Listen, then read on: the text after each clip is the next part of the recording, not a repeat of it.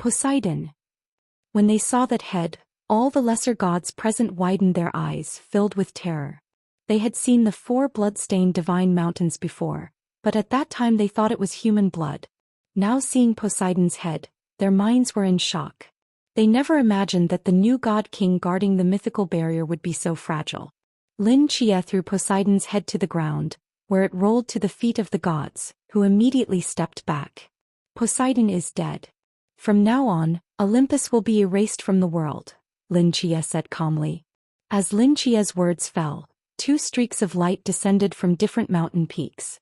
Hu Jia, Shin Qingzhu and Yu Liliangbai stood scattered around Lin Chia, their terrifying divine might pressing down on all the lesser gods. Seeing these humans come down unharmed from the 4 divine mountains, the lesser gods knew that what Lin Chia said was true. A sense of mortal danger enveloped all the lesser gods. They swallowed hard and soon someone spoke up. I am willing to surrender to Great Xia. Me too. I've always disliked Poseidon. He was just a major god but insisted on putting on the airs of a god-king. From now on I am willing to guard the territory for Great Xia.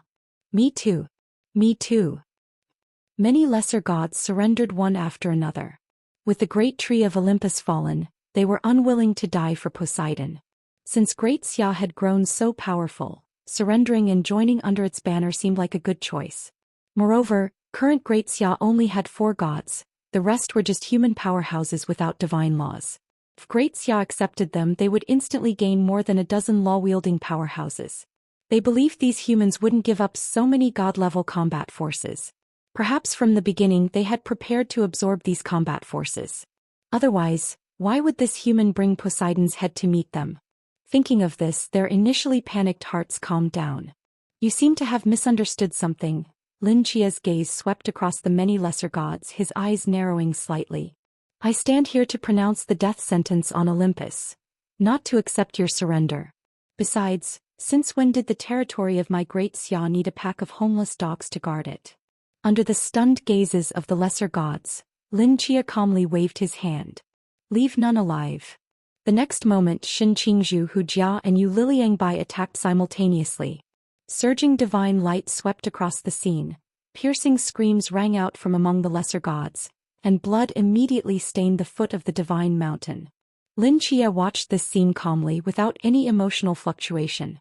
Although these lesser gods were indeed good combat forces, he could not allow them to enter Great Xia. Setting aside their grudges with Great Xia, even the most rational monk of destiny would not accept their surrender. The war between Great Xia and the Kronos gods had just begun. How could they allow a group of prisoners from an enemy divine nation to guard their territory? If one day Great Xia's top combat forces were damaged in the war, these lesser gods from Olympus would be the first to rebel. They were like ticking time bombs. As the screams gradually disappeared, all the lesser gods present were torn apart, lying in pools of blood. The entire Olympus had been completely slaughtered. On the blood-soaked ground, Shin Qingzhu turned to look at Lin Chia. Aren't you going to destroy that source? Lin Chia looked at the burning torch source in his hand and shook his head. Nyx's divine core is also connected to this source.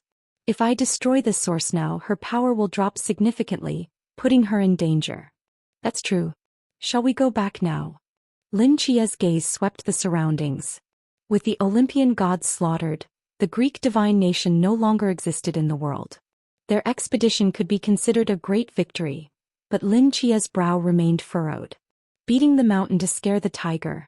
I've shattered this Mount Olympus, yet the tiger hiding in the darkness still doesn't appear. What is he thinking?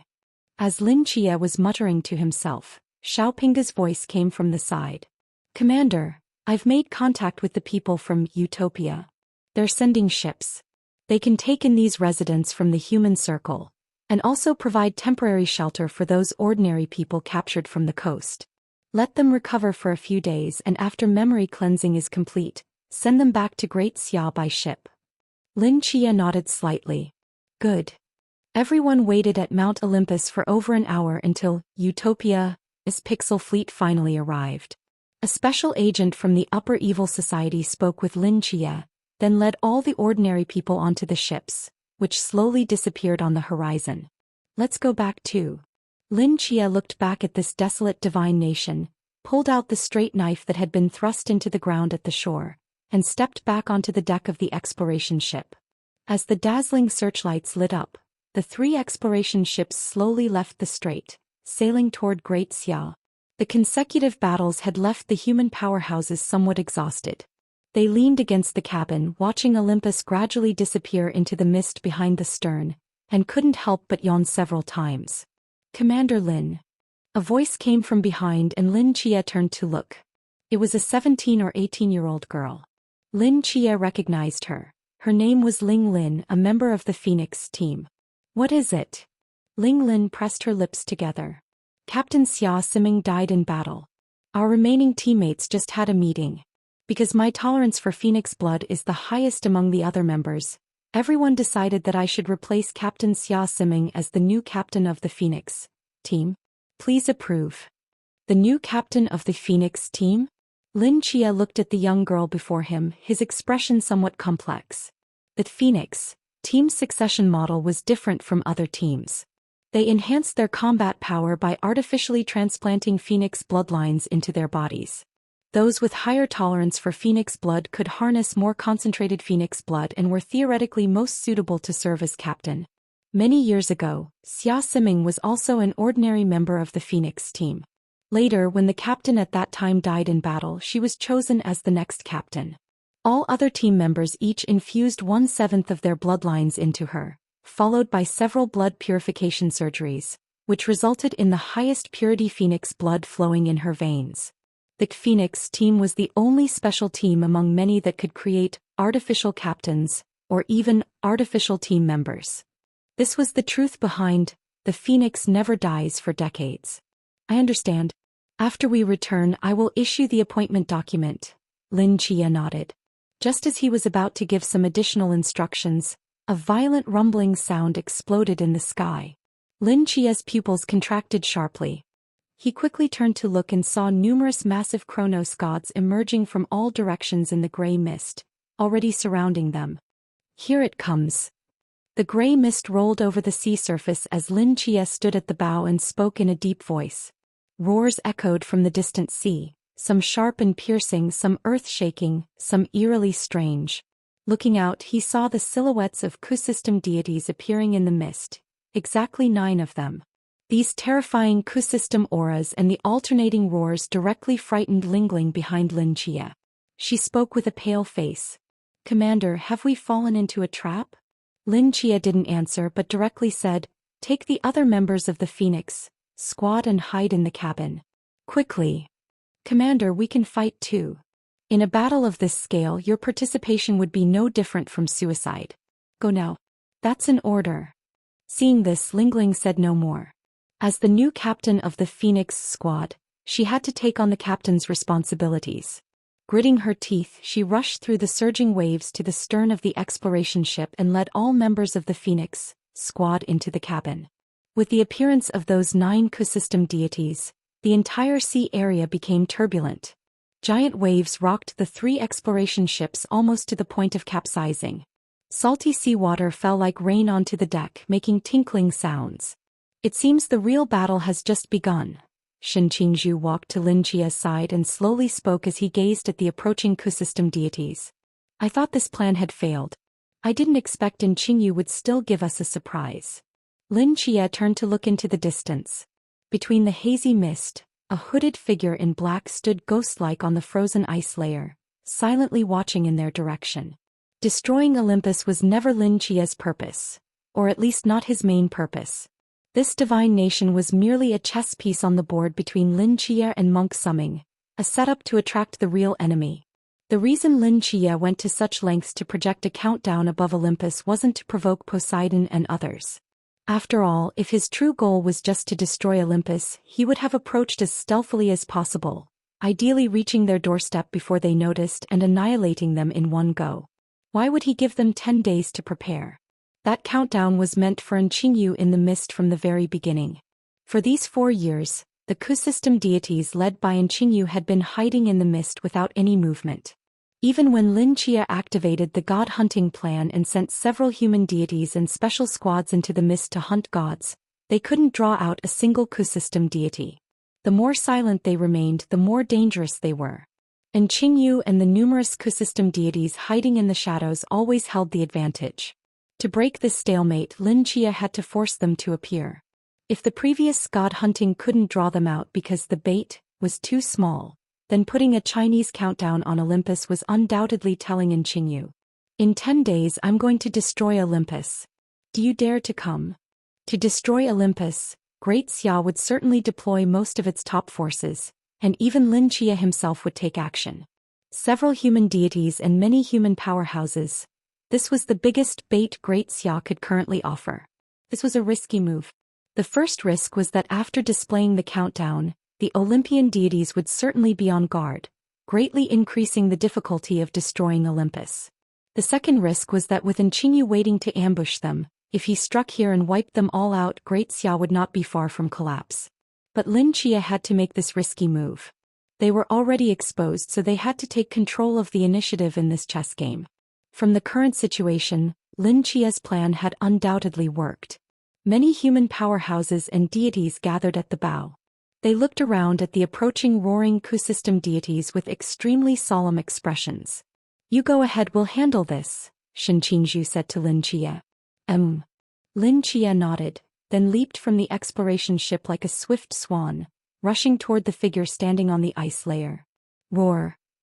In front of the ice layer, 2 enormous shadows were surrounding the exploration ships from left and right. Seeing Lin Chia charging directly toward the ice layer, they roared angrily.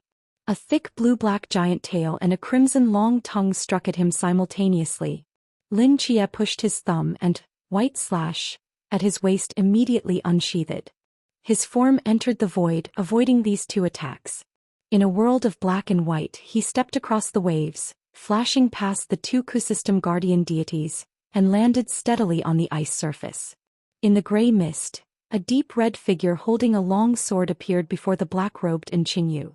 Long time no see. Qingyu. The rolling waves crashed against the ice layer. The fierce wind blew back the wide black hood, revealing a familiar face. Beneath the dark red scar at his temple, a pair of gray eyes were as calm as an abyss. Long time no see, Qingyu slowly replied. They looked at each other, both falling into silence. You've changed quite a bit in these 4 years. Qingyu's voice was calm, like an old friend reminiscing by the fireplace after years apart. Lin Chia gently rubbed the stubble on his chin and said helplessly, after all, being a good commander-in-chief isn't easy. Now my term is even longer than commander's was. That's a good thing. Perhaps, but you haven't changed at all. I don't have as many things to worry about, so naturally I won't change much. Is that so? Don't you need to plan for the future of the ecosystem mythology? Or is winning against us on this chessboard simply not challenging for you? Faced with Lin Chia's questioning, Qingyu paused for a moment, then directly changed the subject. How is that child Long Bai doing? He's doing well. After becoming the god of games, he no longer needs to worry about his physical body. Lately, he's been hanging around with a beautiful idol girl. Ai Mimi? I was just analyzing her. Her ability is very special. Even after becoming game data, she can still be very effective. But her existence also proves that Pure Land's research on artificial gods was too narrow-minded. It's inevitable that their research would be obsolete. Lin Chia frowned slightly. From what you're saying, are you also conducting research on artificial gods? Safety first, everyone. I've been thinking about this for a while now. Another ecosystem god, another artificial god. In these 4 years, how many secrets have you been hiding? You'll know sooner or later. Like today. Lin Chia looked back over his shoulder. Numerous ecosystem gods had completely surrounded the 3 exploration ships, various divine powers flashing in succession, thunderous roars filling the sky. Burying us all in this sea area, is that what you want? Weren't you the one who invited me here? Lin Chia silently stared at him for a long time, then slowly spoke. Yes, so I'm sorry. I must take you back. As his words fell, a burst of brilliance suddenly exploded in Lin Chia's eyes. The ice layer beneath their feet instantly blurred, and the surging sea surface faded with it. The outline of an enormous hospital emerged, sketched out in the surrounding void. Sensing the spatial shift, Qingyu's eyes narrowed alertly as his figure transformed into a blur, rapidly retreating backward. You can't escape. A reverse summoning formation opened behind Yu. The six-winged seraph, wielding the Kusanagi sword, flew out from it. With one sweep of the blade, a golden tide of divine power immediately enveloped the entire battlefield, forcibly driving back Yu's retreating figure. This brief obstruction allowed the hospital's phantom image to fully solidify. Heavy iron doors closed behind Yu with a dull, thunderous sound. Beside the iron door, a silver-white plaque gleamed brightly. Divine Mental Hospital. Outside, as Lin Chia and Yu's figures vanished into thin air, the seraph Lin Chia turned with his sword, transforming into a golden stream of light, heading straight toward the center of the battlefield. Boom! An earth-shattering explosion rang out. The raging sea surface was forcibly cleared into a vacuum area with a radius of over 100 kilometers. All 3 exploration ships were torn to pieces. Shen Qingzhu, with 6 gray wings on his back, flashed and darted among the Ku-system gods, working with Hu Jia and Yulalongbai to hold off 4 Ku-system deities. Behind them, many human powerhouses and members of the Phoenix team had all been drawn into Qin Fuzi's mind landscape. As a carriage drove across the sea surface, they fled rapidly through the fractured battlefield. Among them, only Shen Qingzhu, Hu Jia and Yulalongbai had the strength to fight against the Ku-system gods. The rest faced virtually no chance of survival against these deities. Lin Chia had already taken Yu away, achieving their most important objective. Under the encirclement of 9 Ku-system gods, they immediately chose to retreat. But these 9 Ku-system deities had no intention of letting them go. In the dark seawater, endless silt suddenly emerged, bubbling like boiling water in the sea area where the carriage was located. Skulls rose from the silt, quickly interweaving into a huge ferocious face that blocked the carriage's path. The silt stuck to the carriage's wheels, immediately slowing their speed. The next moment, a thick gray-blue giant tail crashed down. A golden sword light penetrated the sea surface, firmly blocking the falling tail. The seraph Lin Chia protected the carriage from above, and the shockwave from the divine power clash nearly flipped the carriage. Hurry up! There are 2 more coming from the front. Guanzai, squeezed into the carriage with the others, shouted urgently as he watched 2 more Ku-system gods rapidly approaching from outside the window. This old man is already going as fast as possible. This is a carriage, not a fighter jet. Qin Fuzi retorted while concentrating on driving the carriage at full speed. Everyone inside the carriage bounced continuously as if riding a roller coaster. Wu Quan's face turned ashen. The jolting carriage compartment forced him to recall certain past experiences, his mouth twitching frantically as if he might vomit at any moment.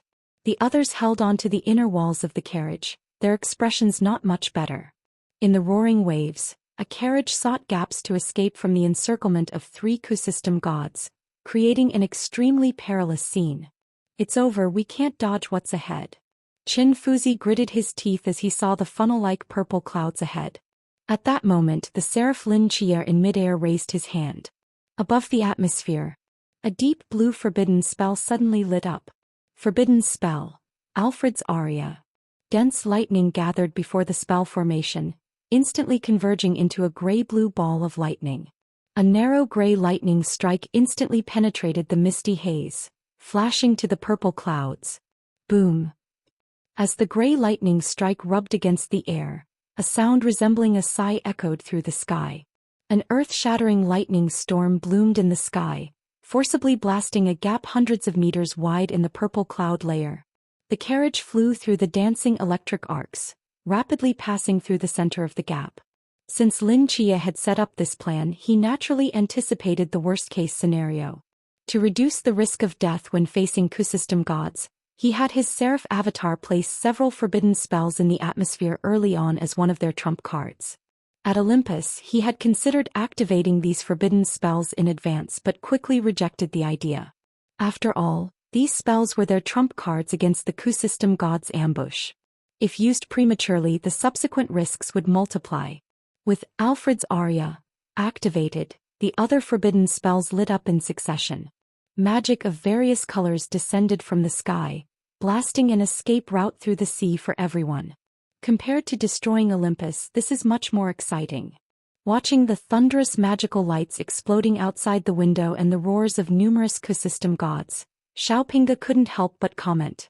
Of course, Guanzai stared outside the window and slowly said, "After all, these are our true formidable opponents in the real sense. Damn it, those disgusting Kusystem gods are pursuing too closely. I can't shake them off." Qin Fuzi drove the carriage, forcibly breaking out of the encirclement of the Kusystem gods, but those enormous monsters showed no intention of letting them go, twisting and roaring as they rapidly pursued from behind. Seeing this, everyone's expressions became extremely grave. "If they're about to catch up, we'll split up," Guanzai solemnly said. "Qin Fuzi and I will stay behind. Wu Quan, Xiaopinga, Qin Han and the Phoenix, team you young people flee forward. Don't look back. We cannot let them catch us all at once." "I'll stay too," Wu Quan firmly stated. "My lifespan is only a few years anyway. Better to die here than in a hospital." Qin Han immediately added, "I'll stay as well." "This is no time to show off." Guanzai directly interrupted them. He was about to say more when a crisp breaking sound came from inside the carriage. Crack. Ha! Everyone was startled and looked down in confusion toward the source of the sound. On the tea table, a fine long crack had appeared on the surface of the purple clay teapot, as if something had scratched it. "Pie teapot!" Qin Fuzi exclaimed in surprise. "That's not right. How could the shockwaves from the battle outside affect the mind landscape?" Just as Master Qin was in a daze, Wu Chuan's voice suddenly rang out. "Look outside." Everyone turned to look out the window, first stunned, then gradually opened their mouths in shock. A droplet of water falling through the air suddenly split into two pieces from the middle, the cut surface smooth and even as if sliced by an invisible sword. Shortly after, it split again in an extremely short time. 2 pieces, 4 pieces, 8 pieces, 16 pieces. In just the blink of an eye, a droplet of water had shattered into a light mist. Another blink, and this sea area had disappeared. The sea hadn't actually disappeared, but rather every drop of water had been sliced into mist in an instant. At the same time, just a few kilometers away from the carriage, 3 enormous Kusystem deities suddenly froze, then began to dissipate into thin mist like the sea area. The difference was that the sea turned into white mist, while they turned into blood-colored mist. Silently, without a sound, 3 Kusystem deities, each powerful enough to crush several main gods, were completely erased from this world. Endless white mist enveloped the world as the carriage moved silently forward through the air in a certain direction. Outside the carriage compartment, there seemed to be nothing but boundless emptiness and deathly stillness. What just happened? A member of the Phoenix team looked at the misty world outside the window in confusion. Guanzai stared intently at a spot in the mist and after a long while muttered, "A sword, was it him? Has he emerged from seclusion? Sword? Where's the sword?" Not just that team member but even Qin Han, who had already reached the pinnacle of human potential, asked with furrowed brows. Guanzai pointed downward, his expression incredibly complex. "We are inside this sword.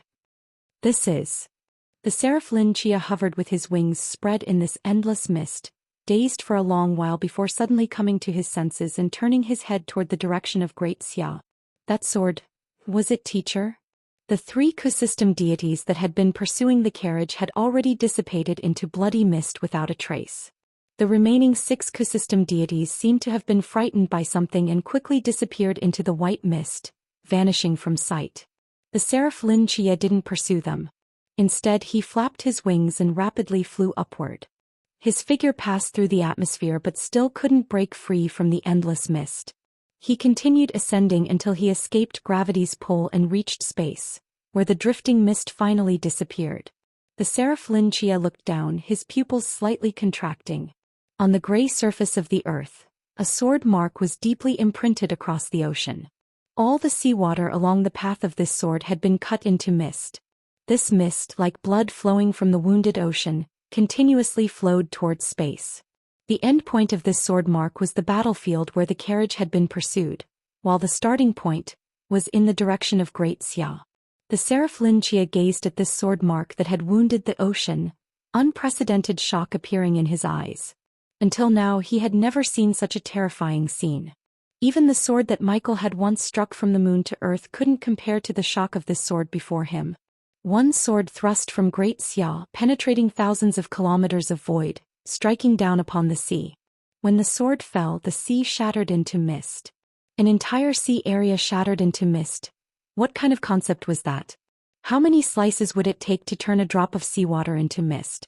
And how many drops of water were in an entire sea area? With this sword thrust, not only were 3 Ku-system deities annihilated, but even Zeus, a supreme deity of that caliber, would likely have no chance of survival if present. The seraph Lin Jie stared blankly toward the direction of Great Xia. After a moment, his eyes gradually brightened. Teacher, have you already become this powerful? Great Xia.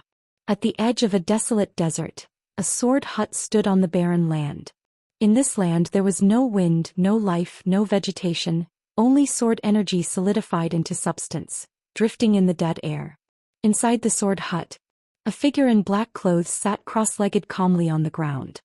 His right hand was formed into a sword finger, pointing at a certain direction in the void. On the corresponding wall, a small hole about 2 fingers wide was emitting faint smoke. How did it go? Destiny Monk stood beside him and asked solemnly. Killed 3 of them. Are they safe now? Yes. That's good, thank you, Sword Immortal. Destiny Monk spoke respectfully. Just as Zhou Ping was about to say something, his gaze suddenly focused.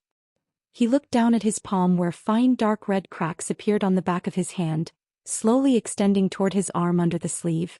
A trickle of crimson blood flowed from the corner of his mouth. You are... Destiny Monk frowned deeply.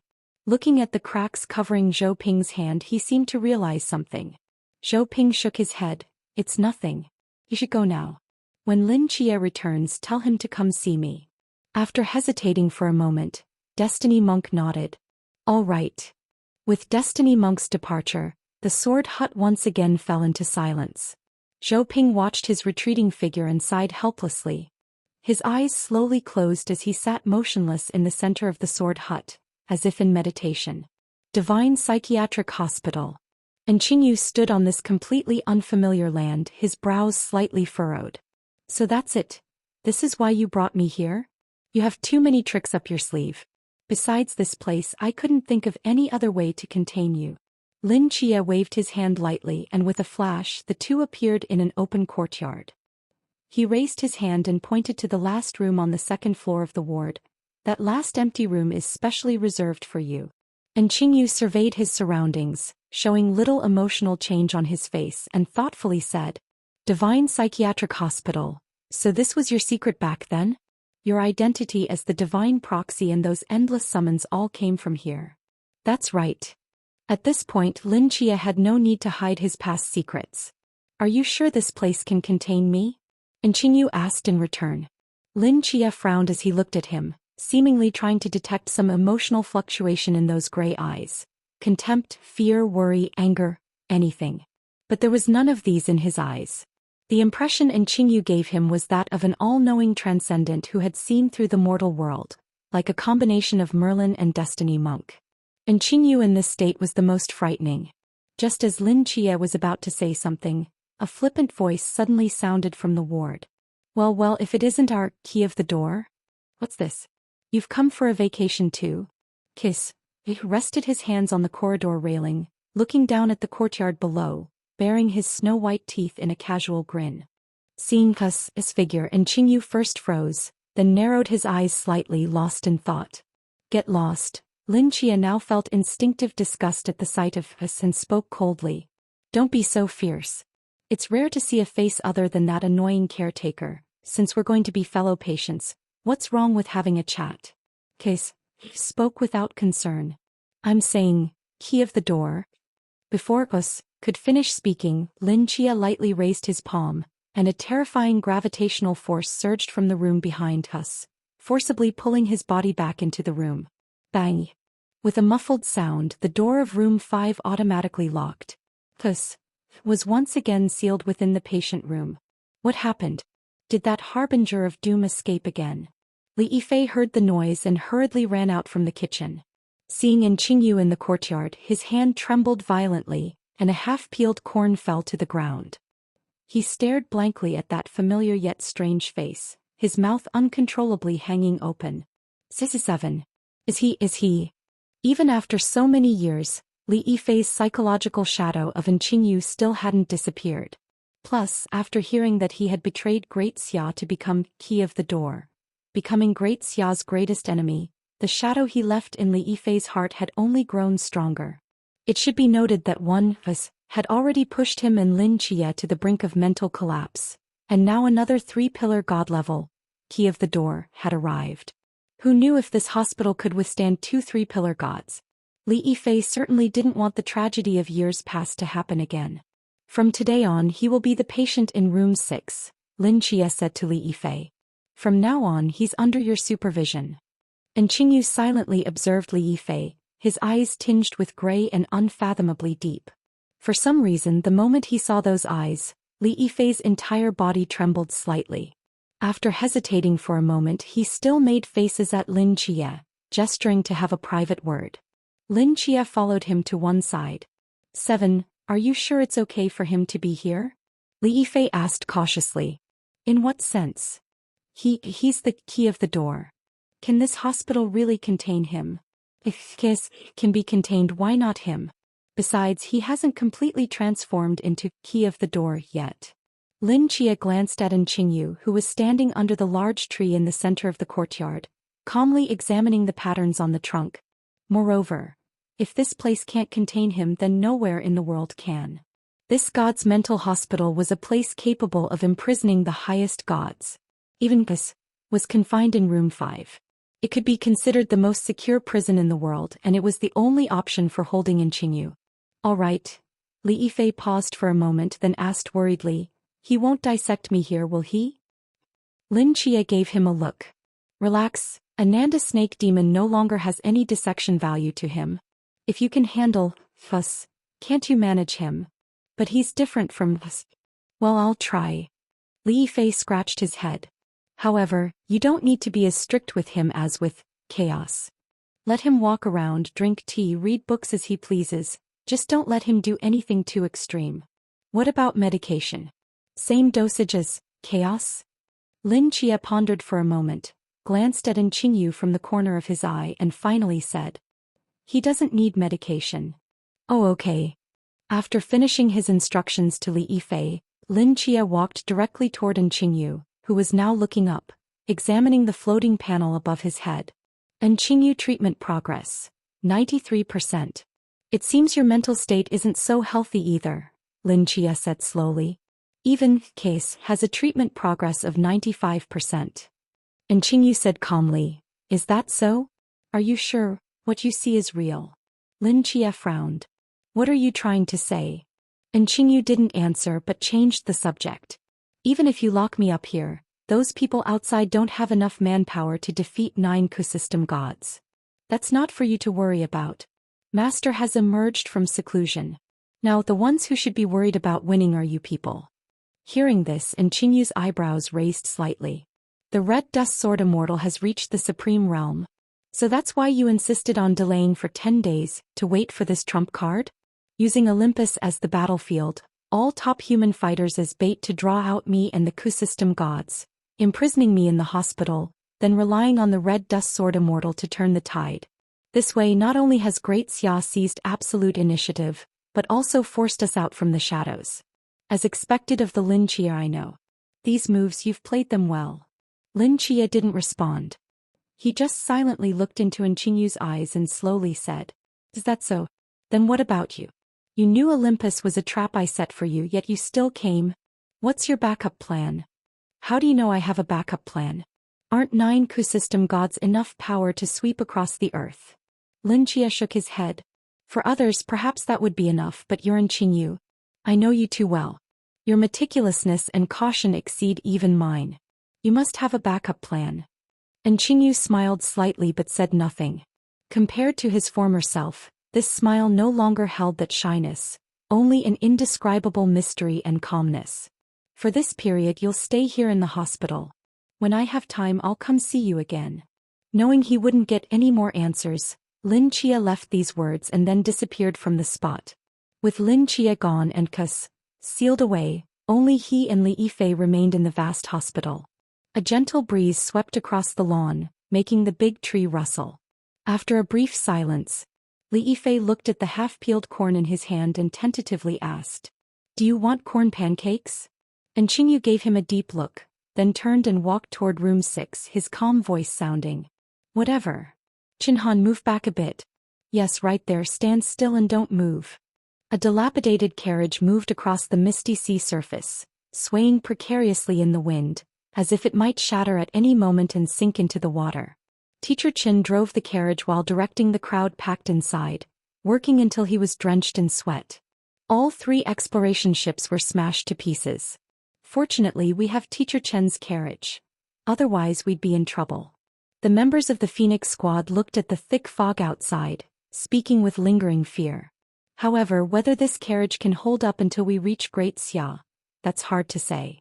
Chao Sha sighed helplessly as he looked at the terrified people inside the carriage. Just then, a deep red figure flashed outside the carriage and gently knocked on the outer wall. "This carriage won't last much longer. Everyone come out." The people inside the carriage were somewhat bewildered but still pushed open the only remaining door. They saw 7 or 8 flying mysteries following near the carriage above the vast sea. Under Lin Chia's instructions, these guardians each carried those without flying abilities on their backs, flapped their wings and soared above the sea surface. As the last person left the carriage, it finally reached its limit, shattering with a bang into countless fragments that scattered across the churning sea. Teacher Chen's figure was steadily caught by the last guardian. "Any casualties?" Lin Chia asked. "None." Lin Chia nodded. In the distance, Xin Qingzhu, Hu Jia Yulalongbai and others rejoined the team. Though they all had injuries, none were serious. The remaining 6 all escaped? They all ran. There were too many of them, we couldn't hold them. Xin Qingzhu replied helplessly. "It doesn't matter that they escaped. After all, the most important part has been accomplished." Hearing this, Xin Qingzhu's eyes lit up. "You caught him?" "Yes." "Did you get any information?" "No, but we'll have plenty of time later." "True, there's no rush. Let's return to Great Xia first." Lin Chia gave a signal to the guardians, and the numerous mysteries flapped their wings, carrying everyone directly toward Great Xia. Great Xia. Chenlong Pass. Commander Lin isn't here, Instructor Shin isn't here, and the other human powerhouses aren't here either. "It seems they really went to cause trouble for Olympus," Suja said pensively, sitting on the edge of the wall with his back to the sea. "Great Xia taking action against Olympus was just a matter of time, wasn't it? What's so strange about that?" "But they didn't take us with them," Suja clapped his hands. "Our team has been established for so long, what achievements haven't we made? The only missing accomplishment is god-slaying. If we could go to Olympus and participate in god-slaying, that would be perfect. The opponents are gods and they're fighting on home turf.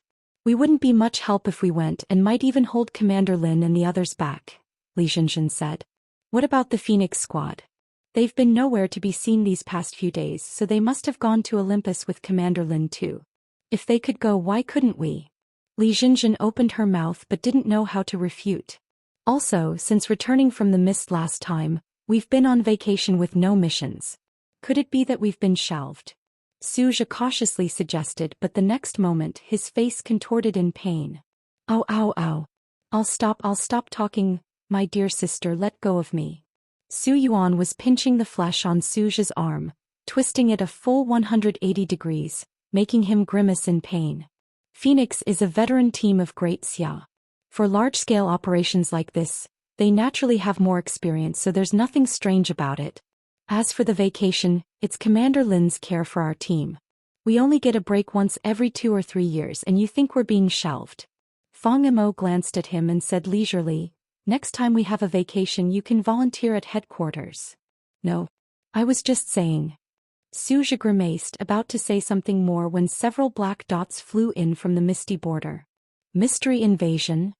Lu Baoyu narrowed her eyes, one hand already on her sword hilt. Beside her, Li Zhenjin was about to sound the alarm when Fang Mo's voice rang out. "No, it's Commander Lin. They're back." The members of the demon squad looked into the distance and saw that those mysteries indeed carried familiar figures on their backs, rapidly approaching. Lin Chia landed on the outer wall of Qianlong Pass, and Fang Mo and the others immediately gathered around. "Commander, has Olympus been destroyed?" "Yes," Lin Chia nodded. Hearing this, the members of the Demon Squad showed expressions of joy. As the members of the Phoenix Squad landed, Suja looked at them with some envy, but he quickly noticed something wrong. These people seemed very downcast, and among the crowd there was no sign of their captain, Xia Siming.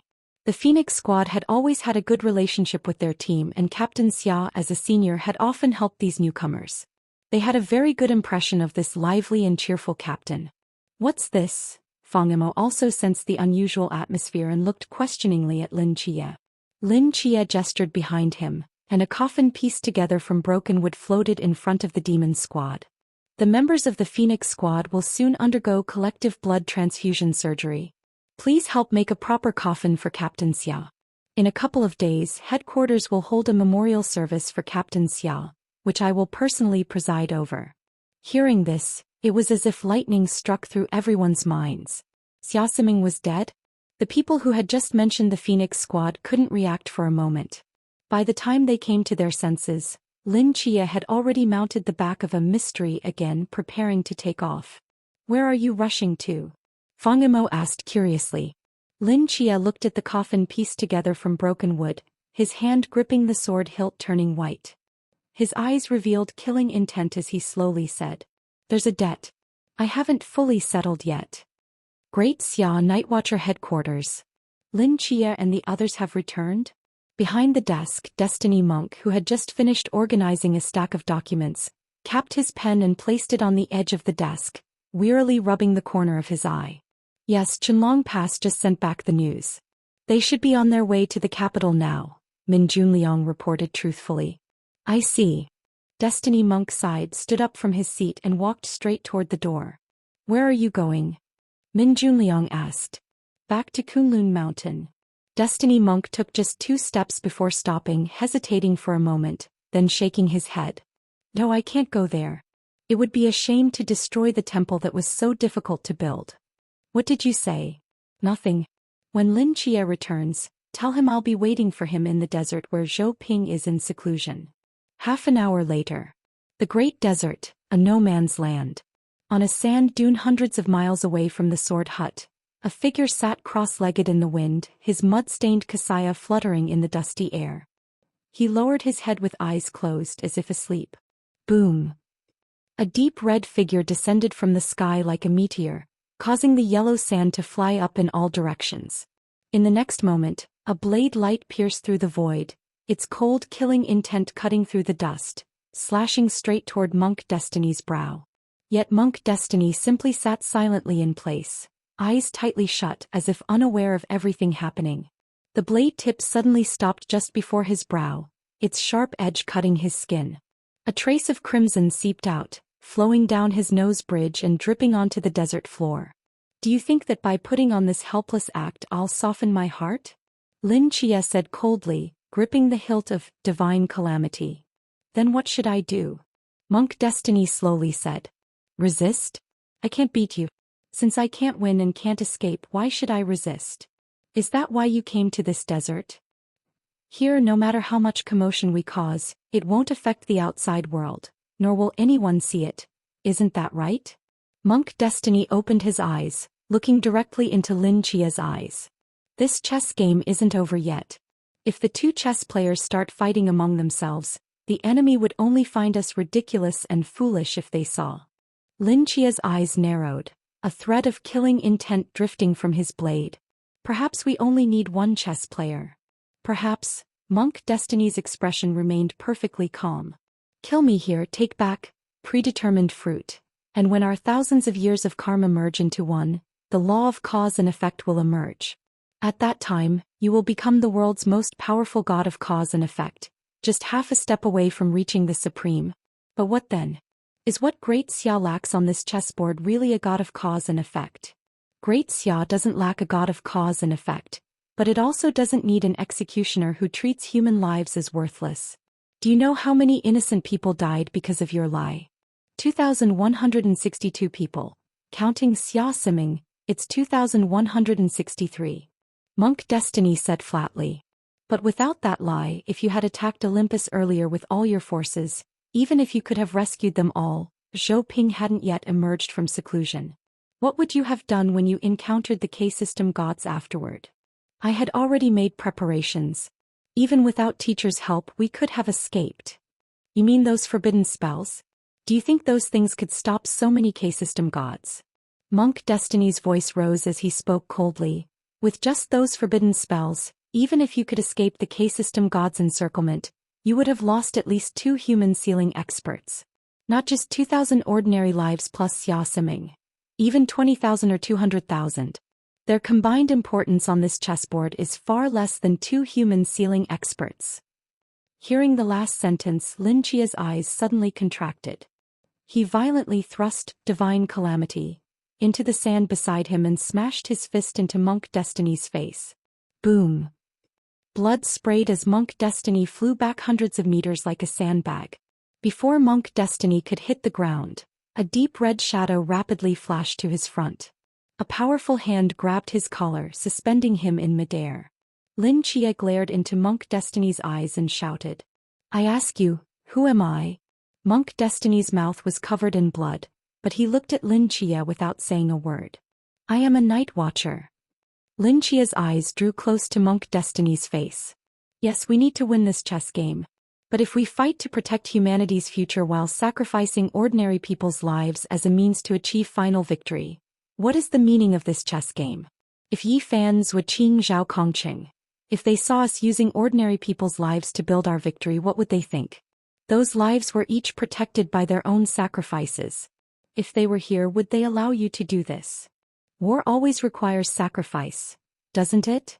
Monk Destiny slowly replied. "I already said the same thing 4 years ago. I won't repeat myself." In Lin Chia's mind flashed the image of 2 young women walking side by side into the sea of fire 4 years ago. His already burning rage was ignited further. "Don't you feel any guilt for the deaths of those 2,000 people?" Lin Chia growled through clenched teeth. "No," Monk Destiny answered without hesitation. Bang! Lin Chia threw another punch, the force penetrating through Monk Destiny's body and creating a terrifying deep crater in the desert below. Monk Destiny spat out a mouthful of blood, his face extremely pale. Yellow sand danced wildly in the wind. In the center of this terrifying sand pit, Monk Destiny had completely turned into a bloody mess. Lin Chia looked down at the dying Monk Destiny, his chest heaving violently. His current strength was no joke. After these few punches, even a human sealing expert like Monk Destiny was barely breathing, on the verge of death. Cough, cough, cough, cough. Crimson blood soaked the sand as Monk Destiny opened his mouth, coughing up several blood clots. Lin Chia's blood-red fists trembled slightly. He looked down at Monk Destiny for a long time, but still couldn't deliver the final blow. He took a deep breath, stood up from Monk Destiny's side and said in a deep voice, "From now on, stay in your temple. Without my order, you cannot take a single step outside." With those words, Lin Chia turned to leave. A hoarse voice came from the bloody pit. "Go see Zhou Ping." Lin Chia looked back at him, his eyes showing reluctance and helplessness. He shook his head and still walked toward the sword hut. He took out a satellite phone and dialed a number. "Hello? Jun Liang." "Yes, I'll send you a location in a moment. Send a medical team over. After they save him, have someone take him back to the temple on Kunlun Mountain. Station 2 people at the foot of the mountain. Don't let him wander around, understand?" After finishing his instructions, Lin Chia hung up the phone. Soon after, a lonely sword hut standing in the desert appeared in his vision. Knock, knock, knock. Lin Chia stood in front of this sword hut, his knuckles lightly tapping on the door. "Come in."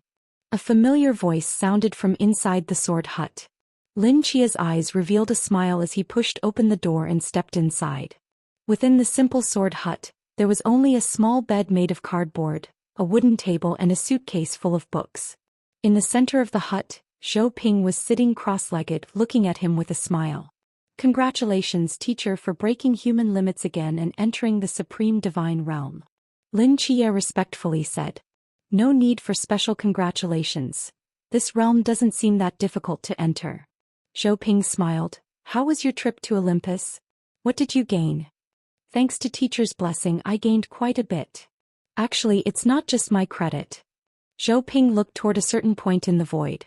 In that direction, hundreds of miles away, a half-dead figure was lying in a sand pit, moaning as a group of white-clothed people carried him onto an airplane. After you left, he kept guarding outside my door. As soon as I broke through that realm, he rushed in asking for my help. It gave me quite a shock at the time. Lin Chia opened his mouth. Teacher, you saw everything just now?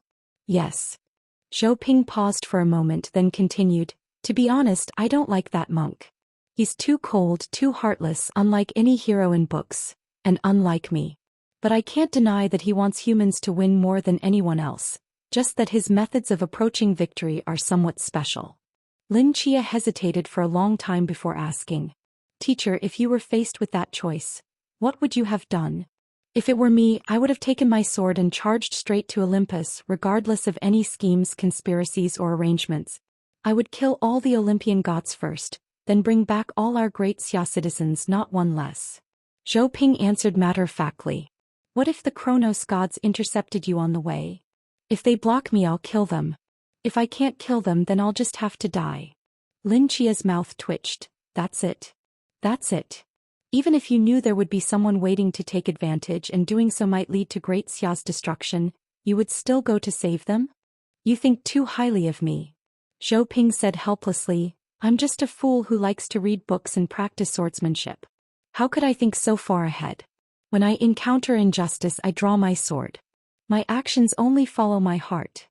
Zhou Ping reached out and pointed to the position of his heart, where a crystal-clear heart-like colored glass was slowly beating. The crystal-pure heart. No wonder. Lin Chia thought thoughtfully. No wonder you didn't stop me when you saw me beating him earlier.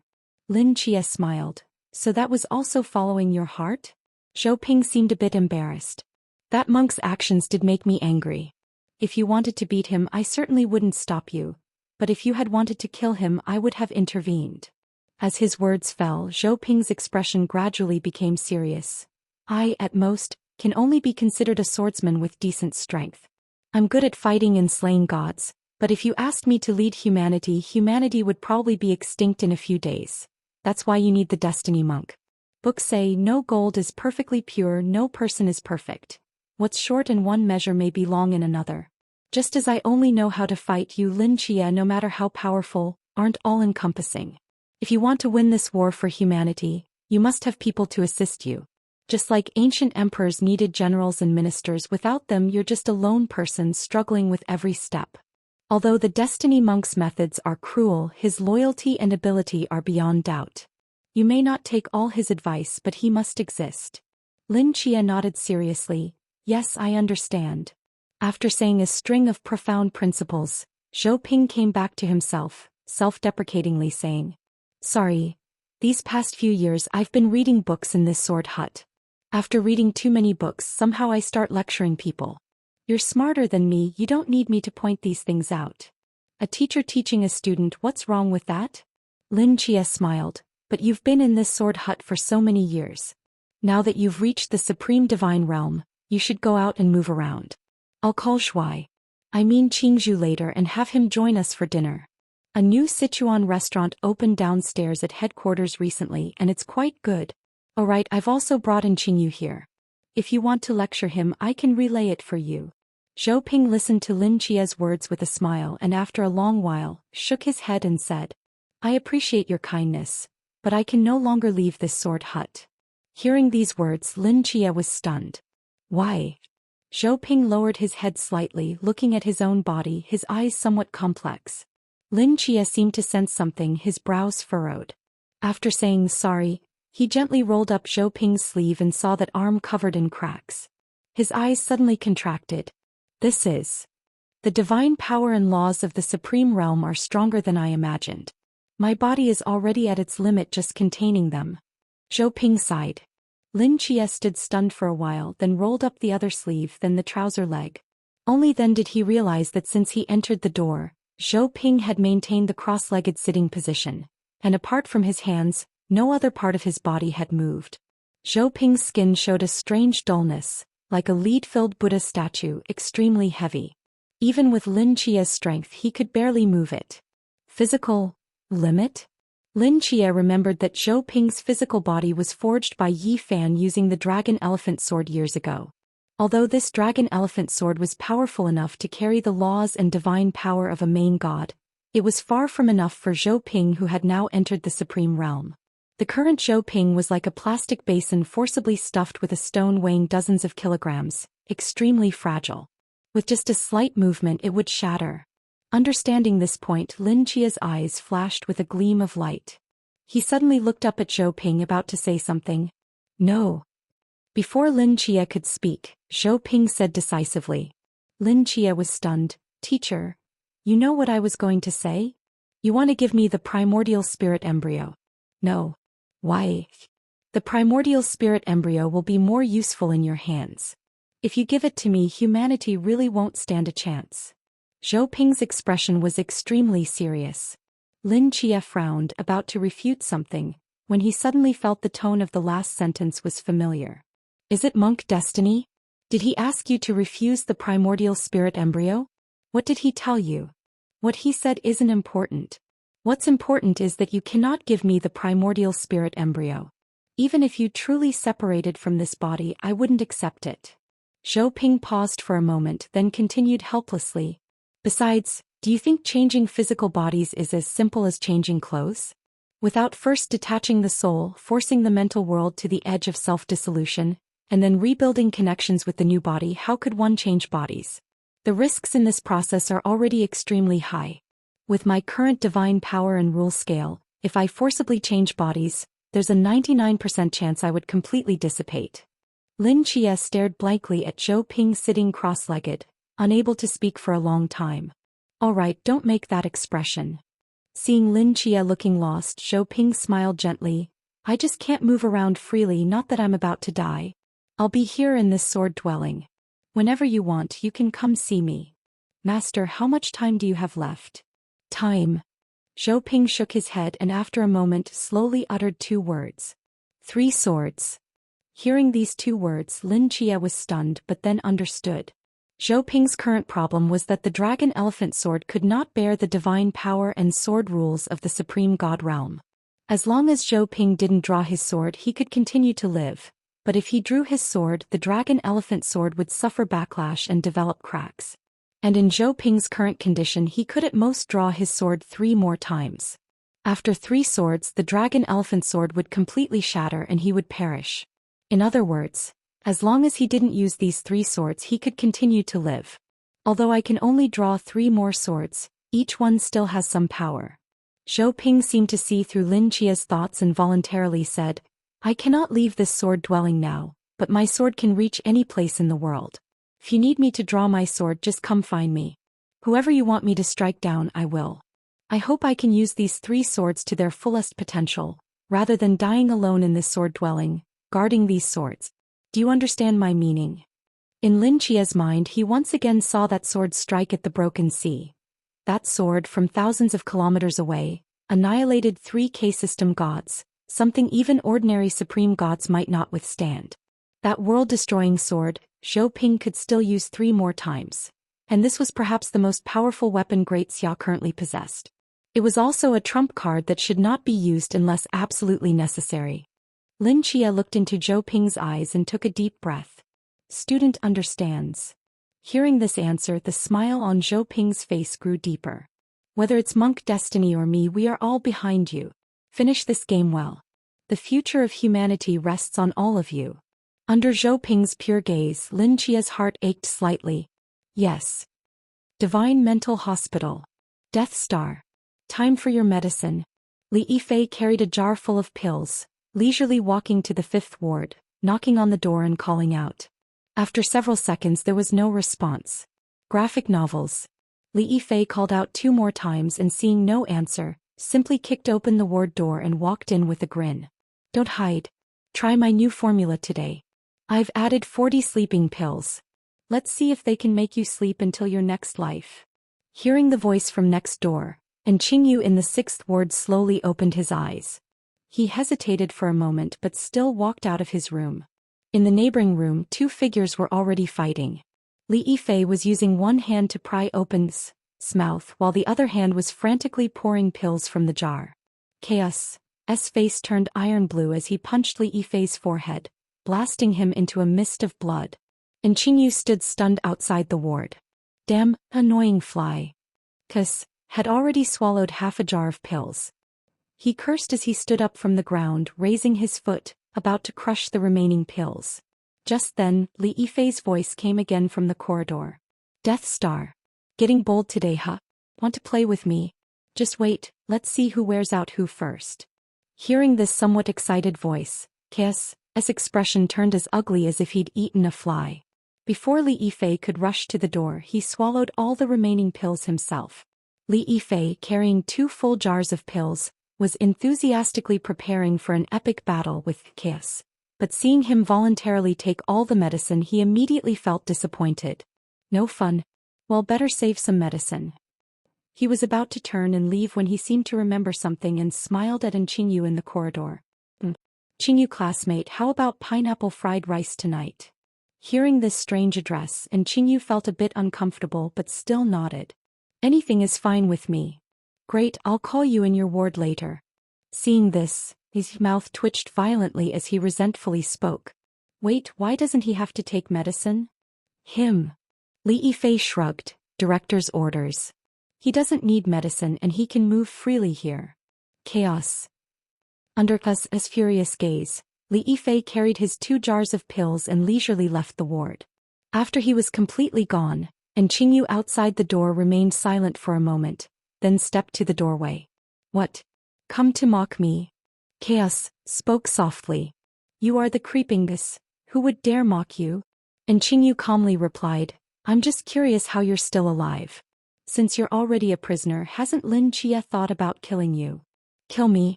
He thinks about killing me every day. But can he? Chaos sneered. Qingyu didn't speak.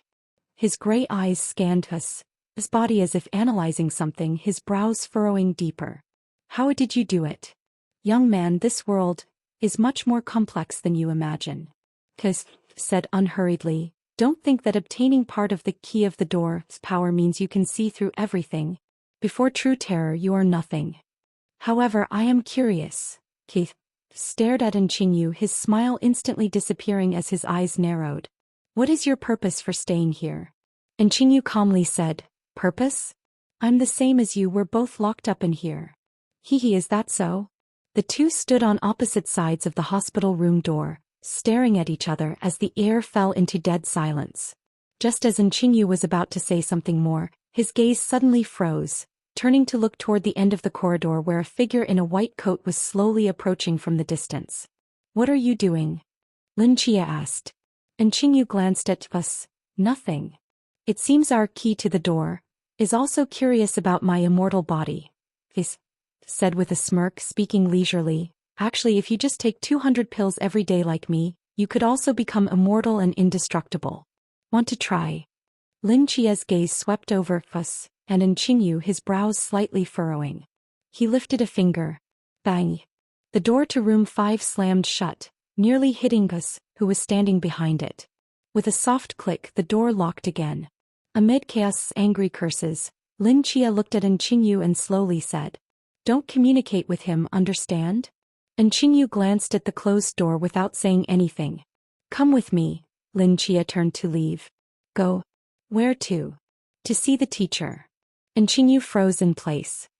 Were. The sun had already sunk into the earth, and deep blue-black had spread across the entire sky. The roar of a helicopter came from the distance. The cabin door opened and Xin Qingzhu, holding takeout in one hand and white liquor in the other, landed lightly on the desert. He gave the pilot a signal and the helicopter slowly ascended, disappearing at the edge of the sky. Without a cloak or a knife, today's Xin Qingzhu wore simple casual clothes, clean and neat, like a guest who had traveled far to attend a banquet. He walked to the door of the sword hut and knocked lightly twice. Zhou Ping's voice came from inside. Come in. Xin Qingzhu pushed open the door and entered. A fire stove was spreading warm red light inside the room. Zhou Ping and Lin Chia were already sitting by the stove, and their eyes lit up when they saw him enter. How was it? Did you get it? Lin Chia asked. Waited 40 minutes, but I got it. Shin Qingzhu put down the takeout bag, releasing an intoxicating aroma of food that stimulated everyone's appetite. Zhou Ping licked his lips, his eyes fixed on the food. For years he had been in seclusion here, eating mostly dry rations. This kind of homely food aroma was something he hadn't experienced for a long time. By the way, where's Qingyu? Shin Qingzhu asked curiously. Didn't you say you were bringing him too? Lin Jie turned to look at Zhou Ping, his gaze carrying a questioning meaning. Yes, let him join us, Zhou Ping nodded. Don't worry, with me here he can't escape. That's good. With Zhou Ping's confirmation, the void behind Lin Jie immediately began to distort, and the outline of a figure in black quickly took shape. Seeing this black figure, Shin Qingzhu narrowed his eyes but continued unpacking the takeout without speaking. Qingyu stood dazed by the fire stove, looking at Zhou Ping and Shin Qingzhu sitting cross-legged on the ground, momentarily lost. This is. Zhou Ping looked at him for a moment, patted the ground beside him and said gently, sit down, join me for a meal. After a patient's treatment progress reaches 50%, Lin Jie can take them out of the hospital. Since Zhou Ping had given his word, there was no need to worry about Qingyu escaping, so he brought him directly. A complex emotion flashed through Qingyu's gray eyes. After hesitating for a moment, he obediently sat down. Zhou Ping certainly knew about Qinyu's situation, but he wasn't good with words and didn't know where to start with persuasion. He could only look to Lin Jie for help. Lin Jie kept his eyes on Qingyu, afraid he might make a move to escape. Qingyu silently looked down at the fire stove, saying nothing. 4 figures surrounded the fire stove, their shadows dancing on the wall with the firelight. The small sword hut felt somewhat crowded, yet somehow distant. Snap. Shin Qingzhu put down the takeout, a complex knot still firmly securing the plastic bag. After a brief silence, he slowly said, I can't open it. Lin Jie. Can't we just cut it open? Zhou Ping blinked as hungry growls came from his stomach. Cutting it might spill the food and it would be hard to put back later, Shin Qingzhu answered seriously, then turned his head. 7. Do you know how to open it? No, Lin Jie answered decisively. Zhou Ping also seemed to guess something. Actually, I'm not very good at it either. The sword hut fell into dead silence again. After some time, Qingyu raised his head and opened his mouth. I can try. Without another word, Shin Qingzhu pushed the takeout in front of Qingyu, who lightly flicked his finger and the knot came undone. Impressive, Shin Qingzhu said flatly. Lin Jie agreed. Qingyu. I remember when I first taught you in the warehouse, it was always Qingyu who unpacked the takeout. Zhou Ping smoothly introduced a topic. But didn't we always eat the meals you cooked? When did we ever order takeout? Qingyu's expression was somewhat strange. Oh, then I must be remembering wrong. Lin Jie couldn't help but hold his head in his hands. They had originally planned to try to persuade Qingyu to surrender, but now the atmosphere was so awkward that he wanted to flee. In any case, this opening was a complete disaster. Zhou Ping seemed to realize this too and gave up trying to make small talk. While unpacking chopsticks, he casually spoke directly. Qingyu, give up Cthulhu. Stay in Greatia. Whatever happens, we'll face it together. Otherwise. Snap. Zhou Ping accidentally broke the chopsticks in his hand into 2 pieces. After a moment of silence, he continued, Otherwise, I'll cut you down. Qingyu's hand, which was about to serve rice, trembled and he froze in place. After so many years, Zhou Ping's way of threatening people was still so unexpected. A faint sword intent emanated from Zhou Ping's body. Sitting beside him, Qingyu felt a chill lingering around his neck, as if his head might be separated from his body at any moment. For a moment, the hand serving rice could neither advance nor retreat. The small sword hut once again sank into a deep quagmire. Under the watchful eyes of Zhou Ping, Shin Qingzhu and Lin Jie, Qingyu maintained that posture for several seconds before slowly withdrawing his hand. He placed his chopsticks on the lunchbox, his expression returning to its usual calmness. Let's begin then. Silence. The howling cold wind of the desert, like a roaring beast, swept past the sword hut, swirling in the darkness. By the swaying fire stove, for silhouettes remained motionless like clay sculptures, not uttering a word. Zhou Ping looked at Qingyu beside him. On the latter's face he could not see any hesitation, as if he had already accepted his fate. Lin Chia and Shin Qingzhu sat in place, feeling somewhat disappointed, angry and confused. But in this sword hut, and Qingyu's life was not for them to decide. Here only Zhou Ping could determine Qingyu's fate. Sword drawn and Qingyu dies. Sword sheathed and Qingyu lives. Everything depended solely on Zhou Ping's true heart. Zhou Ping looked into Qingyu's eyes, those pure eyes like clear water, revealing unprecedented disappointment. At this moment, even the sword immortal Zhou Ping, who could kill the Supreme with one strike, suddenly appeared much more haggard. He silently picked up 2 broken chopsticks of uneven length and shoveled a few mouthfuls of rice into his mouth. As he chewed, the area around his eyes uncontrollably reddened. After some time he finally spoke indistinctly. "Let's eat." The sword intent lingering around Qingyu's neck gradually dissipated. By now Qingyu's back was soaked with cold sweat, his tense body finally relaxing. He picked up the chopsticks and empty lunchbox in front of him, his fingertips still trembling slightly. Just as he was about to get up to scoop rice from the electric rice cooker on the other side of the stove, a hand extended before him. "I'll get it for you," Lin Chia said slowly. Qingyu paused, then handed over the lunchbox. Shortly after, a steaming bowl of white rice was returned to his hands. "Thank you." "You're welcome." "Qingzhu, didn't you buy some alcohol?" Zhou Ping suddenly asked. "Yes. But teacher, can your body handle it? If I can withstand the supreme law, can't I handle some alcohol?" Zhou Ping took the bottle of white liquor, filled the small cup in front of him and drank it all in one gulp. Poo cough cough cough. The fiery liquid flowed down his throat into his stomach, causing Zhou Ping, who had never tasted alcohol before, to frown and cough repeatedly. "Take it slow, that's not how you drink it." "Teacher, will drink with you." "Qingyu, pass your cup over." As night deepened in the howling cold wind, the light from the fire stove cast a red glow on the 4 men's faces. Cups clinked against cups with a tinkling sound.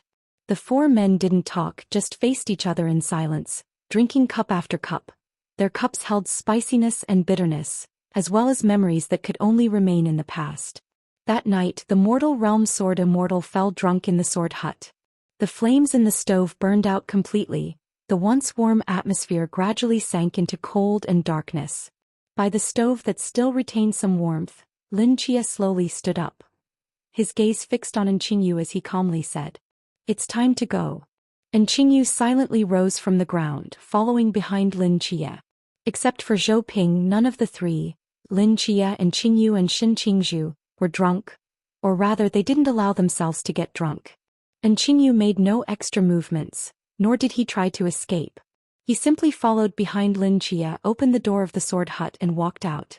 At that moment, Zhou Ping's drunken voice sounded from inside the sword hut. Qingyu abruptly stopped. "You were once my student. Today, I won't kill you, but next time, my sword will show no mercy." Zhou Ping lowered his head, sitting alone in the center of the sword hut. In the dim starlight, his expression was unclear. Qingyu turned back and gave him a deep look, didn't answer, then turned and disappeared along with Lin Chia.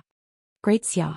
Under the quiet night, a mountain peak nestled in an uninhabited mountain range suddenly began to tremble. The earth rumbled, birds took flight in flocks. Boom. An earth-shattering roar suddenly echoed through the skies. The mountain peak visibly split from the center. Prismatic light illuminated half the sky, and numerous shadowy figures shot up from within the mountain. "Ha ha ha. We're out. Finally out. 17 years. A full 17 years. I couldn't stand another day in that cave. Sky. Earth. Pineapple buns. I'm back. 17 years in seclusion, from entering the cup realm to becoming half-step human ceiling. We should be nearly invincible in the world now, right? Where's Brother Fong Imo? I couldn't beat him before, but now I think I can." These figures, both crying and laughing, fell from the sky and excitedly embraced each other. They all appeared to be around 25 or 26 years old, tall and robust, with eyes bright as stars and tangled, matted long hair, like a group of wild men emerging from Shenangjia. These figures numbered exactly 11. "Everyone calm down. Listen to me." One voice rose above the rest, immediately silencing all others. Judging by appearance, he was the oldest among them. Have you forgotten what the Heavenly Venerable said 12 years ago? We should diligently cultivate ourselves and quickly improve our strength. If I'm not mistaken, some serious changes must have occurred in the outside world, forcing the Heavenly Venerable to extend our seclusion period. Only this way would we have the ability to protect ourselves before finding Master Chia. 17 years have passed inside the mountain, equivalent to more than 5 years in the outside world. In 5 years many things can happen. Now we don't know the situation outside, so we can't act rashly. Understand? Everyone exchanged glances and nodded. Second brother, what should we do? Wan Lai pondered for a moment, then said, Fourth, seventh, and eighth brothers, you carry the souls of Jingwei, Blue Bird, and Bifong, making you the most agile. Fly out of these mountains first and scout the situation in the cities and villages at the edge. The rest of us will wait here. Understood. 3 figures stepped forward from the group, transformed into 3 distinctly shaped divine birds with a flicker, and flew off in different directions. Second brother, I'm so hungry. A round, chubby man squeezed next to Wan Lai, pleading pitifully. Fifth brother, hold on a bit longer. Once we find Master Chia or Brother Fong Imo, they'll surely treat us to a meal, Wan Lai said seriously. Really? Will I be able to eat my fill? Wan Lai's mouth twitched. Fifth brother, if you eat your fill, the entire Great Xia might face a food shortage. Well, all right then. Just as Wan Lai was about to say more, his peripheral vision caught something in the sky and he froze. What's wrong, second brother? Have I been in that cave too long that my eyes are playing tricks? Wan Lai muttered, staring at the starry sky above. Where's the moon? He said what? In the commander-in-chief's office, Lin Chia frowned and looked up.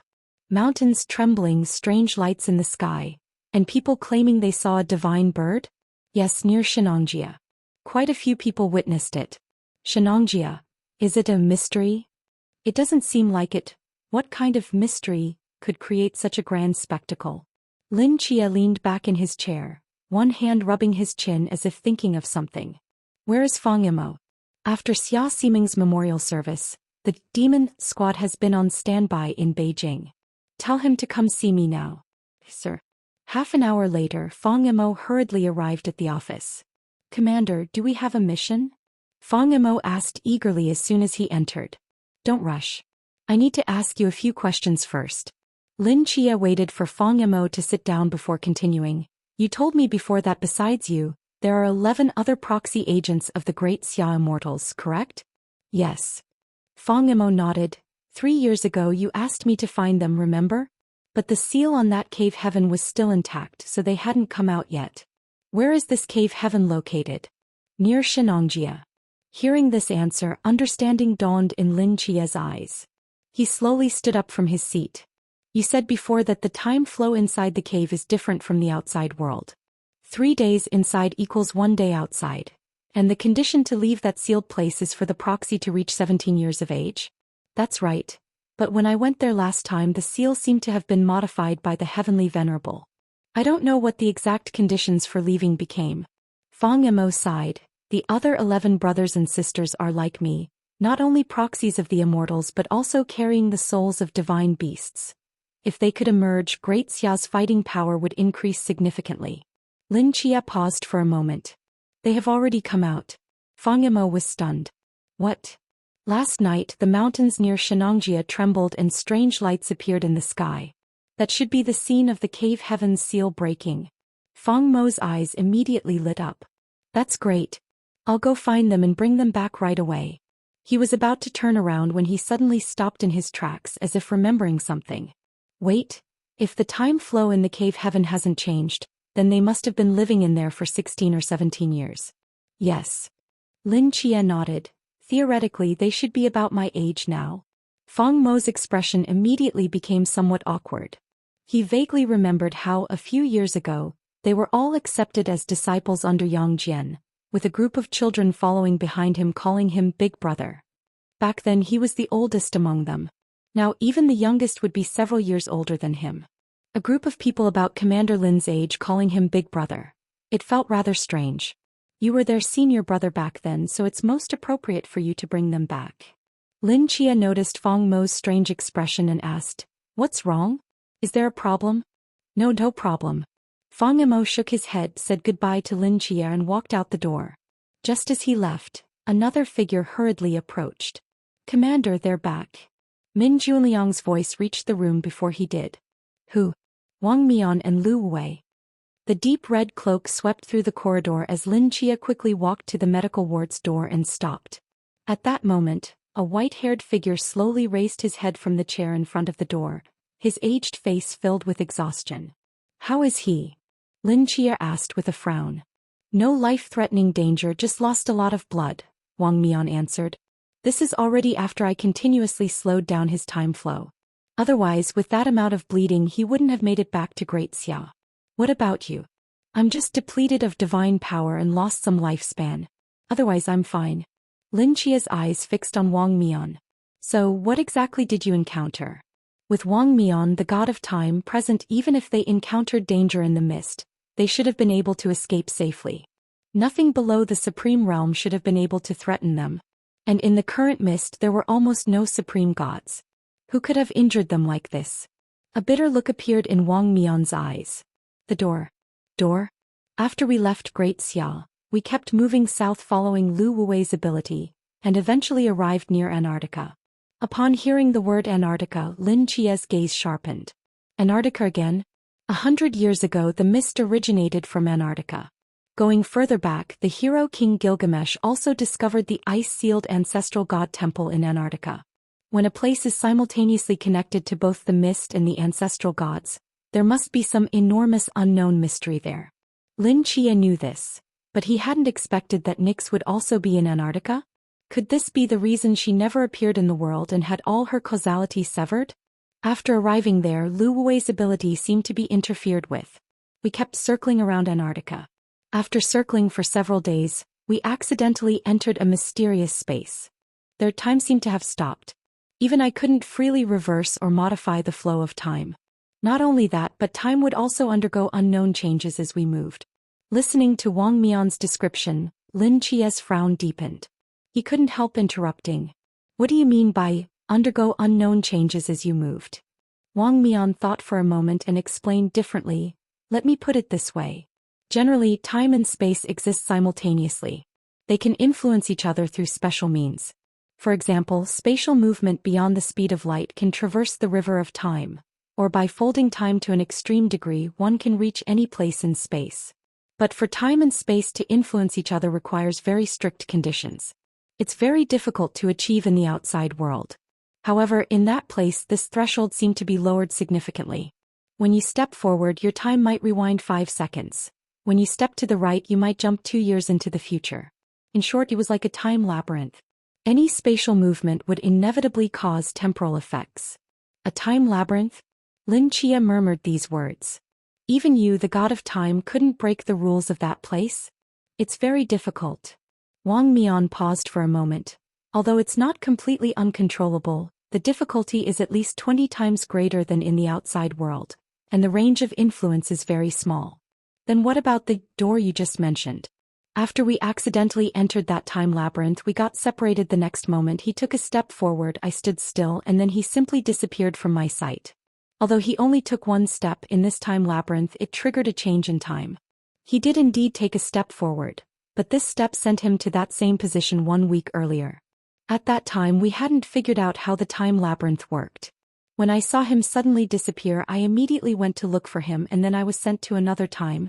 Later, when I discovered the concept of the time labyrinth, I tried every possible way to find him in different time periods. When I finally found him, he was already lying unconscious on the ground, covered in blood. In front of him there was a huge door. What kind of door? The material looked like some kind of stone, gray on the surface, appearing very ancient. This door had many cracks, and there was even a notch in the upper right corner. But when I looked directly at it, I would feel my head swelling as if it was about to split open. Hearing this, Lin Chia's pupils suddenly contracted. The Door of Truth? When Lin Chia was fighting with Qingyu, he had seen the phantom of the Door of Truth that he summoned, and its appearance matched Wang Mian's description exactly. If he remembered correctly, the mist that erased everything 100 years ago was created by the key to the door, at the cost of eternal slumber. And the location where the mist emerged was also in Antarctica. So, the door that Wang Mian and his companion saw was very likely the physical form of the Door of Truth, or perhaps, its remains? That was the door of truth? Wang Mian asked in confusion. But didn't you say that the key to the door is at the uppermost part of the river of time watching over everything? The key to the door is the guardian of the door of truth, an existence similar to a spirit of an artifact. They're not the same thing. Moreover, the key to the door at the uppermost part of the river of time is only its past self. It can see the entire river of time, but it's difficult for it to reach across the river of time to intervene in the present, because in our time, it has actually fallen into slumber and has no usable physical form. Wang Mian nodded slightly. After I found Lu Wuwei, seeing that he was almost gone, I consumed my own lifespan to forcibly manipulate time there. After many attempts, we barely managed to escape. Hearing this, Lin Chia understood what had happened and then asked, "Did you find any trace of Nix?" "We didn't find her, but..." Wang Mian reached into his pocket and took out an object, handing it to Lin Chia. "However, while walking through the labyrinth, I found this thing. I don't know if it's related to Nix."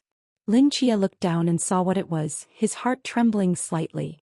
It was a fragment of a black gauze skirt.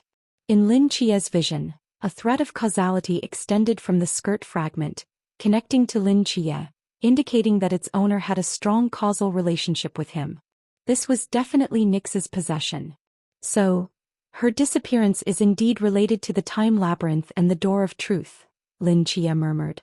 Lin Chia patted Wang Mian's shoulder. "Thank you both for your hard work this time." After exchanging a few more words with Wang Mian, Lin Chia pushed open the door to visit Lu Wuwei.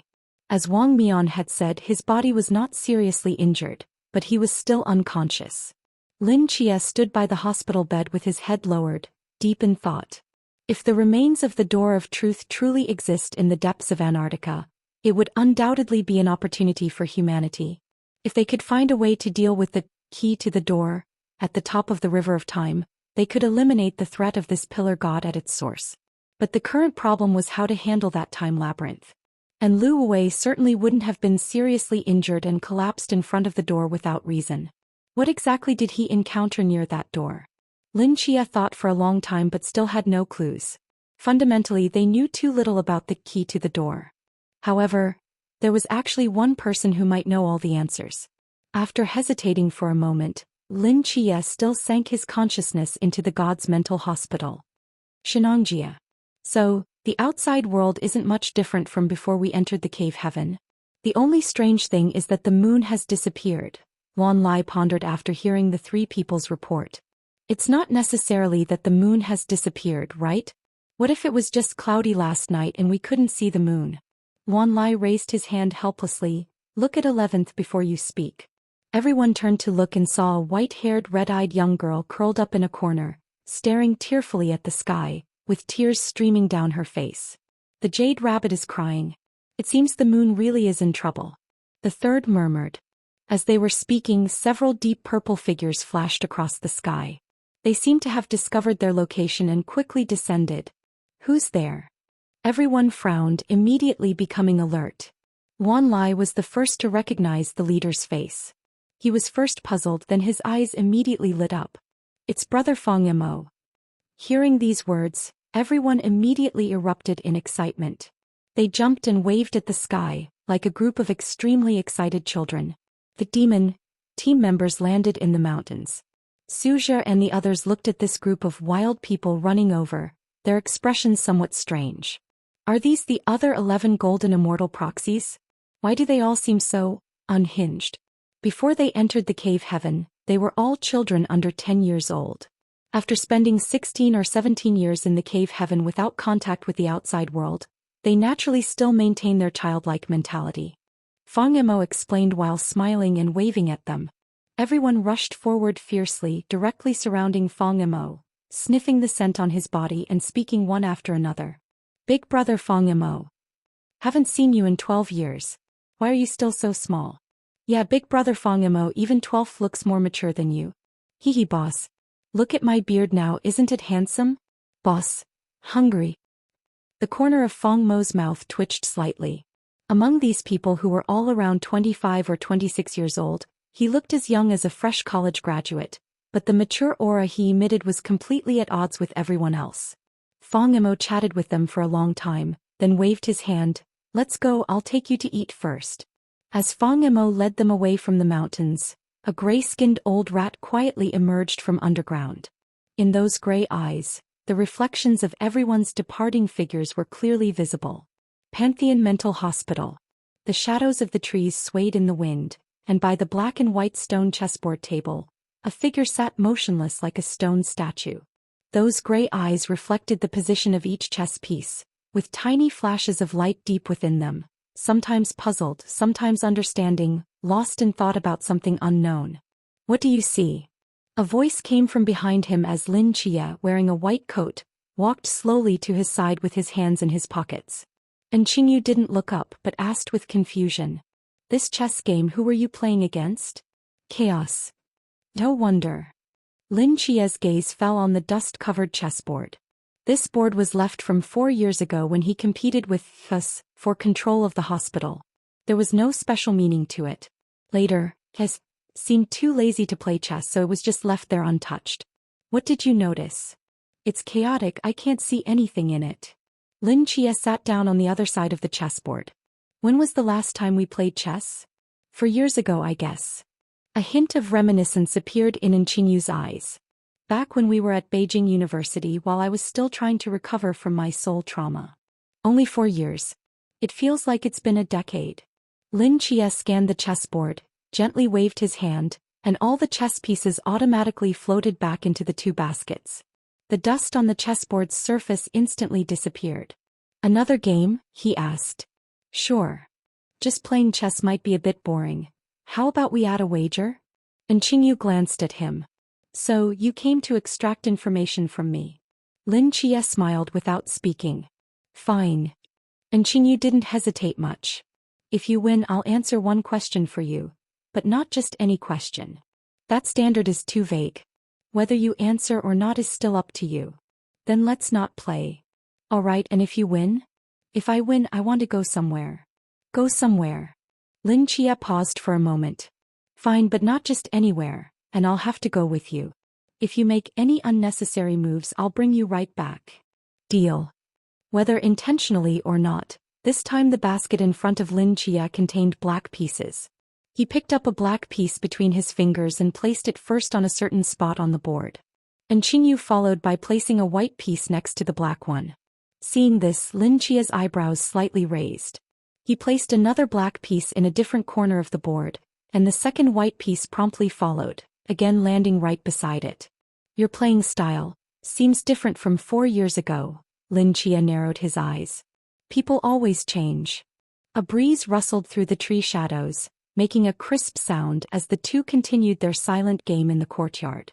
Li Yifei, carrying tea, was about to approach, but seeing how focused they both were, hesitated and quietly sat down by the stairs instead. Before long, the black and white pieces on the board had become intricately positioned, creating a dizzying pattern. When Li Yifei suddenly woke from his nap, the 2 players had already withdrawn their hands, seemingly having finished the game. Li Yifei immediately stood up and walked over, asking curiously, "How did it go? What's the result?" "A draw." Li Yifei shrugged and said helplessly, "You played for so long and it ended in a draw? How boring." Lin Chia and Qingyu exchanged glances, both falling into silence. Their previous bet was based on winning as the criterion, but since it was a draw, neither of them would get what they wanted. "Actually, a draw could be considered as both sides winning," Lin Chia hesitantly suggested. "Agreed," and Qingyu nodded immediately. "In that case, answer my question first." Lin Chia stared into his eyes. "Why did you betray Great Xia?" And Qingyu seemed to have anticipated this question and replied without hesitation, "I refuse to answer." "What does the Cthulhu mythos plan to do against Great Xia?" "I refuse to answer." "What are your trump cards?" "I refuse to answer." "How do you break the time labyrinth?" Hearing the last question, Qingyu's eyes tensed. He stared intently at Lin Chia and after a long silence finally spoke in a deep voice. "You found the gate of truth?" "I'm the one asking questions." Under Lin Chia's intense gaze, Qingyu eventually said, "The time labyrinth is essentially a time field left around the remains after the key of doors fell into eternal slumber. There, the boundaries between time and space are broken, so any form of spatial movement becomes a dual state change of both time and space.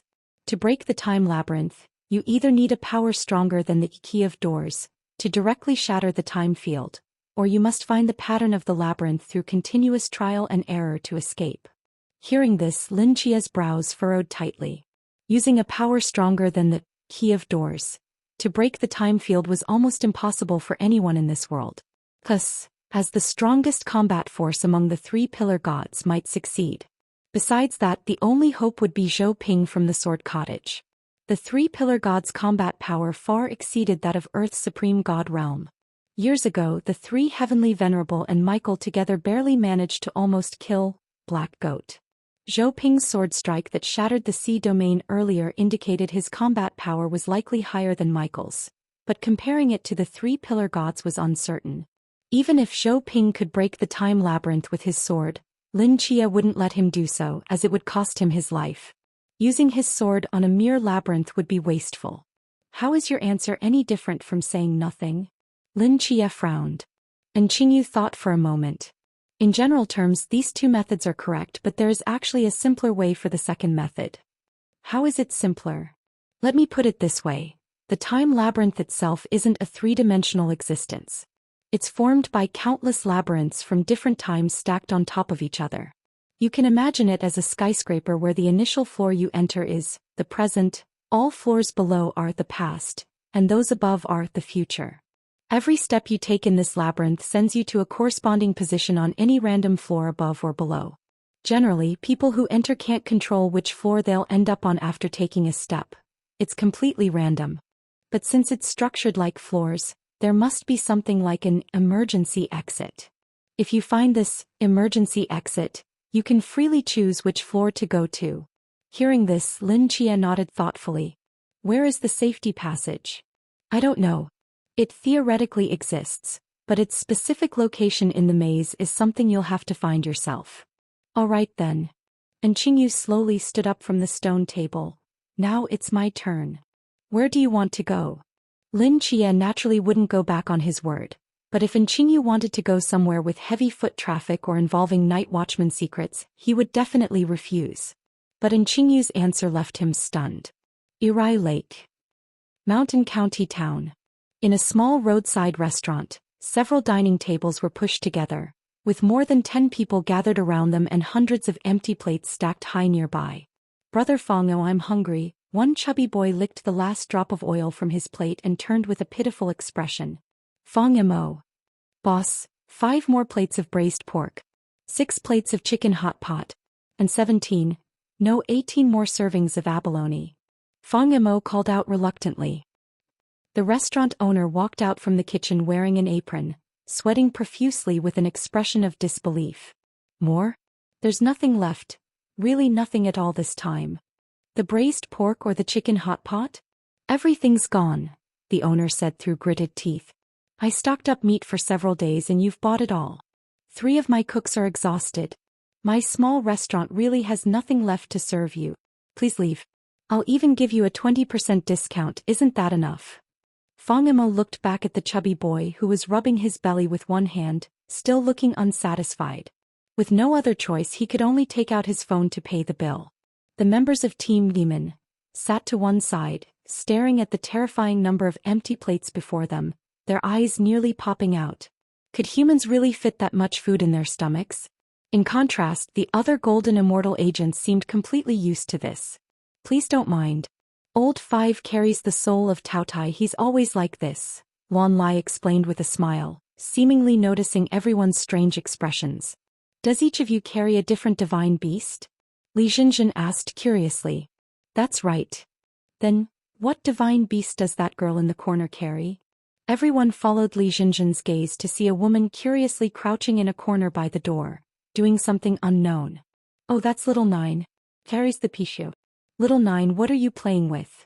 Wan Lai answered Li Jinjin's question while walking over to the woman's side, looking puzzled.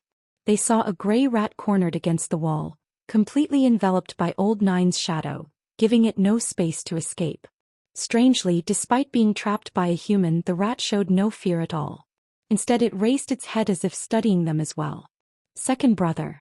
Look at this big rat, its eyes are red, the woman exclaimed excitedly. They really are. Wan Lai said suspiciously. And this rat isn't even scared away by the Pishio aura around you. Could it have some strange bloodline?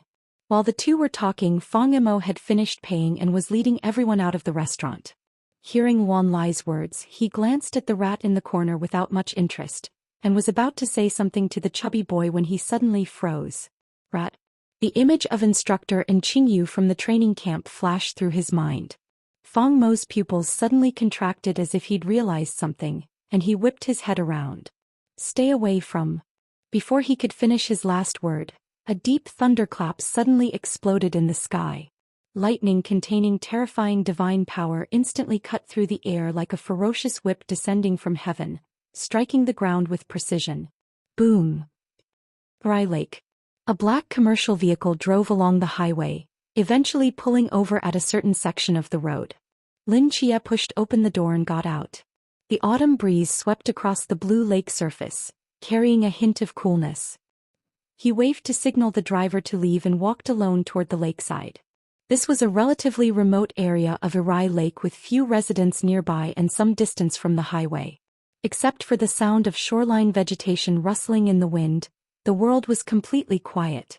Lin Chia stopped at a certain spot by the lake, and in the next moment, a figure materialized from the void beside him. And Qingyu scanned the surroundings, his expression somewhat complex. Irai Lake is so big.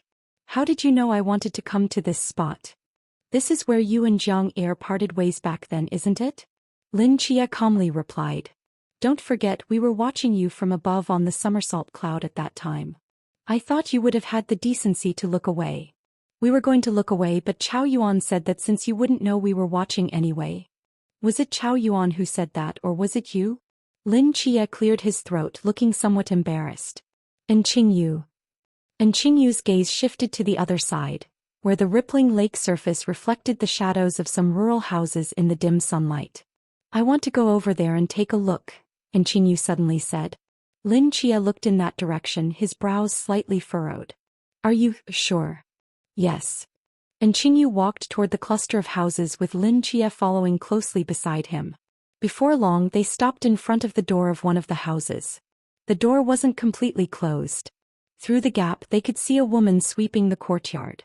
She appeared to be in her 40s with almost no wrinkles on her face, her movements nimble and strong, full of vitality.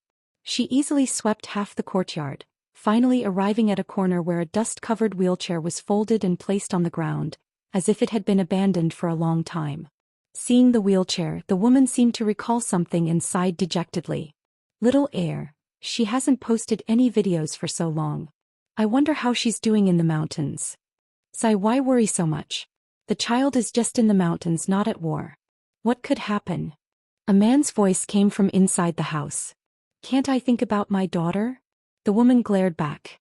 Counting the years, Little Air is at the age for marriage now.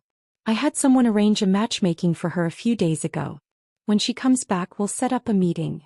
Little Air is grown up now. Does she still need you to arrange matchmaking? Maybe she already has someone she likes. That boy with the colored contacts from years ago? He disappeared who knows where, and you're still thinking about him? I've thought it through, and arranged matchmaking is more reliable. At least we know the family background.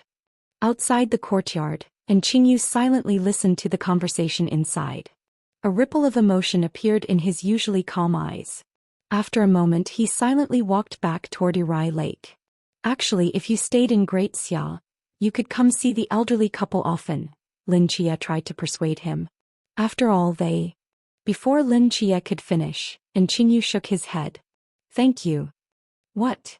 And Qingyu stopped at the edge of Irai Lake. A gray light flickered in his eyes, and in the next moment, a strange aura suddenly spread out from within his body. Thank you for bringing me here, giving me this opportunity. This opportunity, to call her back. Sensing the clone system aura emanating from Qingyu, Lin Chia's gaze suddenly sharpened. Without any hesitation, Lin Chia raised his hand to send him back to the hospital. He didn't know what Qingyu planned to do, but given Qingyu's current identity and power, he absolutely could not allow him to act here. The hospital's forced recall took effect, and Qingyu's figure instantly disappeared from the spot. Feeling the residual clone system fluctuations, Lin Chia frowned deeply, not relaxing his guard. Just as he was about to investigate what had just happened, a gray-skinned rat suddenly emerged from the ground where Qingyu had been standing. Crack! A fierce bolt of lightning suddenly fell from the sky. The lightning instantly struck the rat's position, and a deep blue ball of electric arcs exploded outward, enveloping Lin Chia's figure within it. From this lightning, Lin Chia detected an extremely familiar aura. Zeus. Although the power of this lightning was far from the supreme god level, the aura of its laws definitely belonged to Zeus, king of the Olympian gods. The lightning scorched the surface of Lin Chia's skin, leaving streaks of black burn marks. At the same time, a figure slowly rose from within the lightning. Seeing the familiar figure standing up from the lightning, Lin Chia's pupils slightly contracted. And Qingyu wore a tattered gray robe with his back to Irai Lake. His eyes glowed with a faint dark red, and dense electric arcs moved around him, drilling into the ground from the edges of his gray robe. Second and Qingyu. No, that's not right. Lin Chia quickly discerned the identity of this Qingyu before him. Although he looked identical to Qingyu, the aura he emitted was completely different. This Qingyu's aura was similar to Zeus's. Moreover, looking closely, one could see that in his dark red eyes, there seemed to be a gray character 3 engraved. Who are you? Pong? Or a puppet? Lin Chia frowned and asked. Logically, Qingyu had already been forcibly recalled to the god's mental hospital, and all connections with the outside world should have been severed. Whether it was a clone or a puppet, it shouldn't be possible to control it from inside the hospital. So what was this Qingyu before him? Qingyu slowly raised his head, his eyes engraved with the character 3, staring at Lin Chia before him. I am Fish 3. Hearing this voice, Lin Chia's eyes focused intently. Lin Chia also had a clone, but the connection between him and his seraphim clone was through causality. The seraphim clone was more like a soulless puppet. Even though Lin Chia could control it to do anything regardless of spatial distance, it was essentially his original body acting as the controller, and the seraphim itself had no self-awareness. But judging from the demeanor, gaze, and tone of this Fish 3 before him, this was undoubtedly a clone with its own self-awareness.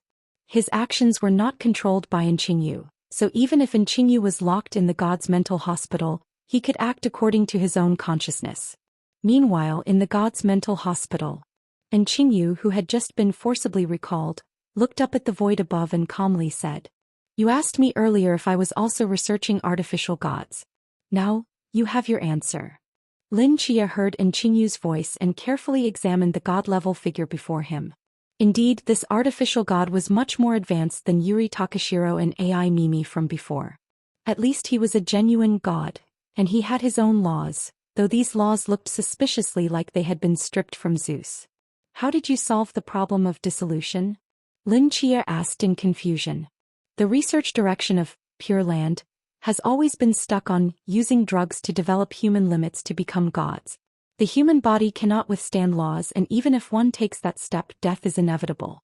But if we directly transplant flesh from a deity, cultivating a new body, it can not only perfectly withstand the laws, but also has high compatibility with the laws the deity used in life.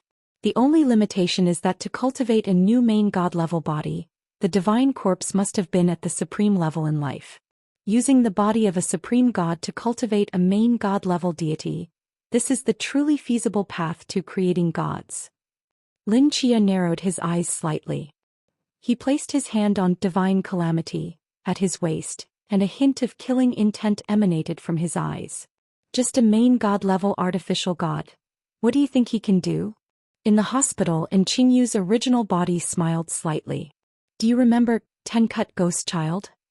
Lin Chia's hand paused and memories from the past suddenly flooded his mind. The next moment, Qingyu in the hospital suddenly transformed. A huge gate shadow appeared behind him, and under the aura floating in that gate, his black robe gradually changed to gray, and the gray in his eyes also transformed into dark red. A tiny character 3 emerged from the depths of his eyes. He was rapidly changing to match Fish 3's appearance outside. At the same time, a shadow of the Gate of Truth also appeared behind Fish 3 standing by Irai Lake, transforming at an alarming rate into Qingyu's appearance. The two souls passed through opposite sides of the Gate of Truth, exchanging places in an instant. And Qingyu in the hospital became the gray-robed, red-eyed Fish 3, while Fish 3 outside completely transformed into Qingyu. He wore a black robe with his back to Irai Lake, and the Gate of Truth shadow behind him became increasingly solid. Lin Chia knew that Qingyu had previously obtained the ability to clone himself by dissecting the Tencut ghost child, allowing his consciousness to be reborn in a clone's body after his original body died. But the prerequisite for this ability was supposed to be the death of the original body. He had specifically confined Qingyu to the hospital to prevent him from escaping through fake death. But unexpectedly, now his clone also possessed self-awareness, and could exchange bodies with the original through the Gate of Truth under any circumstances. In these 4 years, Qingyu had acquired far more trump cards than he had imagined. Qingyu's figure floated up from the edge of Irai Lake and spoke softly. "You've finished your opening move, now it's my turn to place a piece." Seeing that the hospital could not restrain Qingyu, Lin Chia decisively unsheathed Divine Calamity. The sharp blade light cut through the void, slashing toward Qingyu's throat. Streaks of ferocious lightning descended like divine swords, striking straight toward Lin Chia. With consecutive slashes of Divine Calamity, these lightning bolts were dispersed in mid-air. At the same time, a golden six-winged angel slowly spread its wings in space above Qingyu's head. A sword intent drifted from the great desert, precisely locking onto Qingyu by Irai Lake. The sharp and terrifying sword intent pressed against his forehead, as if an invincible sword would slice him into a mist of blood at any moment. "I advise you not to act rashly," Qingyu knew he was being targeted from multiple directions but spoke unhurriedly. "Why don't you take a good look around first?" Lin Chia frowned, his gaze sweeping toward the distance. Dozens of kilometers away from their position, a gray-skinned rat emerged from underground. As a lightning bolt struck from the sky, another gray-clothed Qingyu slowly rose from the electric arc. In his eyes was carved a dark red 4. With his appearance, dark red lines began to spread deep within the earth. This artificial god's position was precisely in the most densely populated area. Those dark red lines hidden beneath the earth continuously expanded outward, already enveloping at least 3 nearby cities. Seeing this, Lin Chia's expression suddenly changed. "What are you trying to do? This is Xia, your territory, and there's a red dust sword immortal sitting in that sword cottage who can cleave even the supreme with his blade. If I don't make some preparations in advance, how could I accomplish my goal and escape unscathed?" Qingyu expressionlessly pointed at the ground beneath his feet. "Let the mist rise." As the dark red lines beneath his feet lit up, a hazy mist rolled up from the ground, instantly transforming into a dense fog that covered 3 cities, like a giant bowl overturned on the earth. The dense fog appeared too suddenly. The numerous residents of the cities collectively fell into confusion. With such low visibility, not only was driving impossible, but even seeing faces merely a meter away became extremely difficult. The moment this dense fog appeared, all 3 cities simultaneously fell into paralysis. At the same time, thousands of miles away in the sword cottage, Zhou Ping's raised fingertips suddenly paused. His brows furrowed tightly. "Hidden, how did he manage that?" Zhou Ping muttered. "By lake air." Lin Chia frowned as he looked at the dense fog around him. Qingyu, who had been not far away just moments ago, had already disappeared. He tried to mobilize the burning angel avatar in the sky, using spiritual power to search through the fog, but this mist seemed like some mysterious force field that blocked out all spiritual and divine power. Just then Qingyu's voice slowly sounded. "Remember when we encountered Belkrand in Suzhou? That purple fog that covered the entire city. I made some innovations based on its abilities. This current mist not only has the effect of blocking spiritual power but can also cause all living beings within it to become lost. Also, don't try to bring the burning angel in here. Trust me, there are other places that need it more." As his words fell, Qingyu's figure completely disappeared. At the same time, Shenangjia, Edge Town. Boom. A lightning bolt exploded in midair, and several figures trailing thick smoke plummeted toward the mountains nearby. 7, 9, 11. Seeing this, the badly wounded Luan Lai let out an angry roar. Scarlet flames ignited from every part of his body, a pair of wings opened behind his back, and he transformed into a blur as he flew out. Amidst the flying dust, a figure stood as immovable as a mountain, with a dark red 2 inscribed in the depths of his eyes. Bluebird blood, Pishio blood, Jade rabbit blood, containment complete, he calmly stated.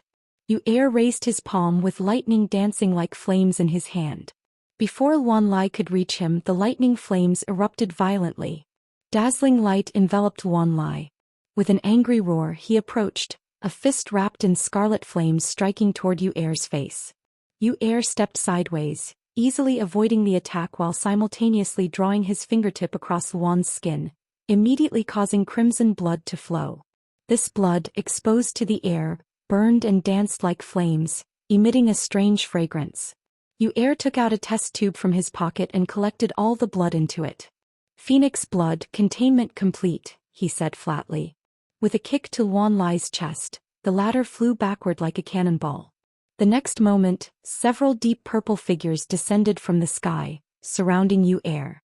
Several sharp killing intents erupted simultaneously. Yu-Er, wearing a gray robe, quickly flashed between the numerous attacks. Surging lightning occasionally burst forth, sending members of the demon squad flying. Although the demon squad was formidable, Yu-Er was after all an artificial god carrying Zeus's law. For them, trying to defeat a god was as difficult as climbing to heaven. As Yu-Er's afterimages connected, after a moment only Feng Mo and Lu Baoyu remained standing beside him, fighting desperately. Feng Mo's eyes were completely red, his angry roars accompanied by tiger howls echoing through the mountains. Instructorin, what exactly are you trying to do? Several lightning bolts descended from the sky, coiling around Yu-Er. As he shook both hands, these lightning rings simultaneously exploded, the terrifying divine power wave sending both of them flying backward with blood spurting from their mouths. Yu-Er's form flickered, transforming into lightning and instantly appearing before Feng Mo. His fingertip lightly drew across Feng's chest, and crimson blood curled into the test tube. White tiger blood, containment complete. Yu-Er held the test tube in his hand. The entire valley fell into silence. The demon squad and 11 golden immortal proxies were nearly wiped out. Although no one was in mortal danger, they had all lost their ability to act for the time being. Yu-Er's gaze swept indifferently over everyone. His form once again transformed into a gray rat, instantly disappearing into the ground. Xia border. Piercing alarm sounds rang out from within Qianlong Pass, and several fighter jets roared across the sky. Border under enemy attack. Repeat. Border under enemy attack. This is Nightwatcher headquarters. Please report target situation. That is, I don't know how to describe it. It's like sludge flowing on the sea surface, occasionally taking strange forms. It should be some kind of Cthulhu system deity. Is there only one? Yes, it's advancing very quickly. We can't hold it back anymore. Requesting combat sup. Before the voice in the channel could finish, a piercing boom came through the headset. At Nightwatcher headquarters, a figure quickly stood up. Qianlong Pass direction under attack by Cthulhu system deity. Please.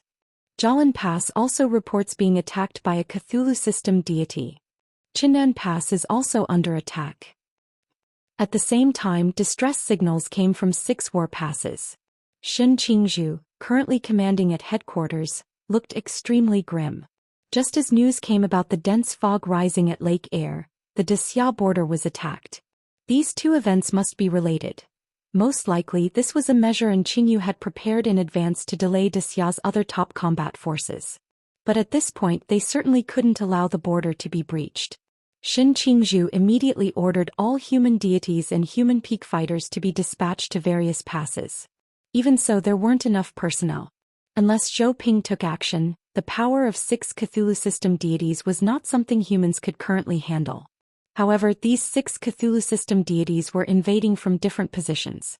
Even if Zhou Ping acted, one sword could only kill one deity, making it clearly not cost-effective to use this trump card. Just as Shen Qingzhu was about to rush to one of the war passes, a terrified voice sounded. Black Goat. The Black Goat is invading from the direction of Shuahan Pass. Rai Lake. Lin Chia suddenly opened his eyes. Through his shared perspective with the Seraph, he clearly saw several K-system gods invading the border of Great Xia. Now several human deities and human powerhouses were rushing to the battlefield. Is this also part of your plan? Lin Chia recalled Qingyu's mysterious words from earlier, his expression darkening. If Qingyu were acting alone at Arai Lake, Great Xia's top fighters would arrive at the scene within minutes. Even if they couldn't probe the dense fog with mental powers or attack from a distance, he would have no chance of winning under their siege. But the invasion of the K-system gods forced many top fighters to rush to the front lines, which naturally reduced the pressure on him. Moreover, given the scale of the K-system gods' invasion, the Seraph truly had no choice but to go to the front lines for support. The remaining 3 human deities and several human powerhouses would certainly be insufficient to resist.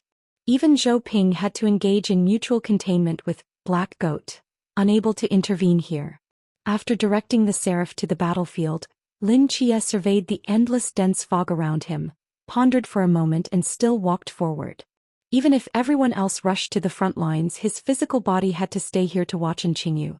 As he continued walking, Lin Chia's brow furrowed increasingly. Based on the original distance, he should have reached the edge of Arai Lake in just a few steps. But now, after walking hundreds of meters, he hadn't even seen a trace of water. By the time a massive silhouette emerged from the mist, Lin Chia's feet had already stepped onto an asphalt road. He looked up at the office building that towered into the mist before him. Such an enormous structure, yet he only saw its existence after walking right up to it. Moreover, Lin Chia clearly remembered that he had been walking toward Arai Lake. Lost huh? Several confused figures walked past Lin Chia and quickly disappeared into the thick fog. These were ordinary people who, like Lin Chia, had become lost and were probably completely disoriented in the fog. Under the interference of this dense fog, large-scale destructive abilities probably couldn't be used. No one knew whether an attack would hit Qingyu or these ordinary people. Lin Chia pondered for a moment, then flipped his palm. A thread of causality floated out from causeless cause, extending directly toward somewhere in the mist. Indeed, causality wouldn't be affected by disorientation, Lin Chia thought to himself. The causality thread between him and Qingyu was very thick. In this situation where the 5 senses were blinded, causality was the only way to penetrate all illusions and point directly to the target. Lin Chia followed the causality thread continuously, and soon returned to the vicinity of Arai Lake. Through the dense fog covering the sky, he could vaguely see a massive gate standing above Arai Lake, its shadow almost enveloping the entire lake. The Gate of Truth. Lin Chia sensed that familiar aura and was secretly shocked. 4 years ago, the Gate of Truth summoned by Qingyu was only about 1/3 of its current size. Now it was not only enormous in scale, but the aura it emitted far surpassed that of the past. Just seeing its outline from a distance, the terrifying pressure made it hard to breathe. At this moment, within the shadow cast by the Gate of Truth, a black-robed figure stood towering in the void. Qingyu looked down at Arai Lake shrouded in fog, and rare ripples appeared in his gray eyes. "I'm back. Jiang Air." Qingyu murmured. The next moment, a gray mouse crawled out from the shore and, with a flash of lightning, quickly transformed into Fish Two's form. Fish Two expressionlessly flicked his hand, and bottles filled with fresh blood whistled through the air. Exactly 12 vials. I originally just wanted to get a vial of white tiger blood, but unexpectedly, there was a pleasant surprise. Qingyu raised both hands and the 12 blood-colored vials floated around him, revolving gently. This way the chances are even greater. He lifted his fingertips and all 12 blood-colored vials burst open simultaneously. The blood, like arrows, shot toward the phantom Gate of Truth in the sky. The fresh blood flowed along the surface of the Gate of Truth, transforming into mysterious patterns engraved upon it. Qingyu ran his fingertips through the blood and gently smeared it on his eyelids. As his gray eyes slowly opened, the Gate of Truth suspended above the sea suddenly shook. Boom! The massive mysterious gate opened slightly with a muffled rumble. Vague murmurs came from behind the gate. The rolling fog suddenly stilled and the once sparkling lake surface seemed frozen, like a blue gemstone settled between cities.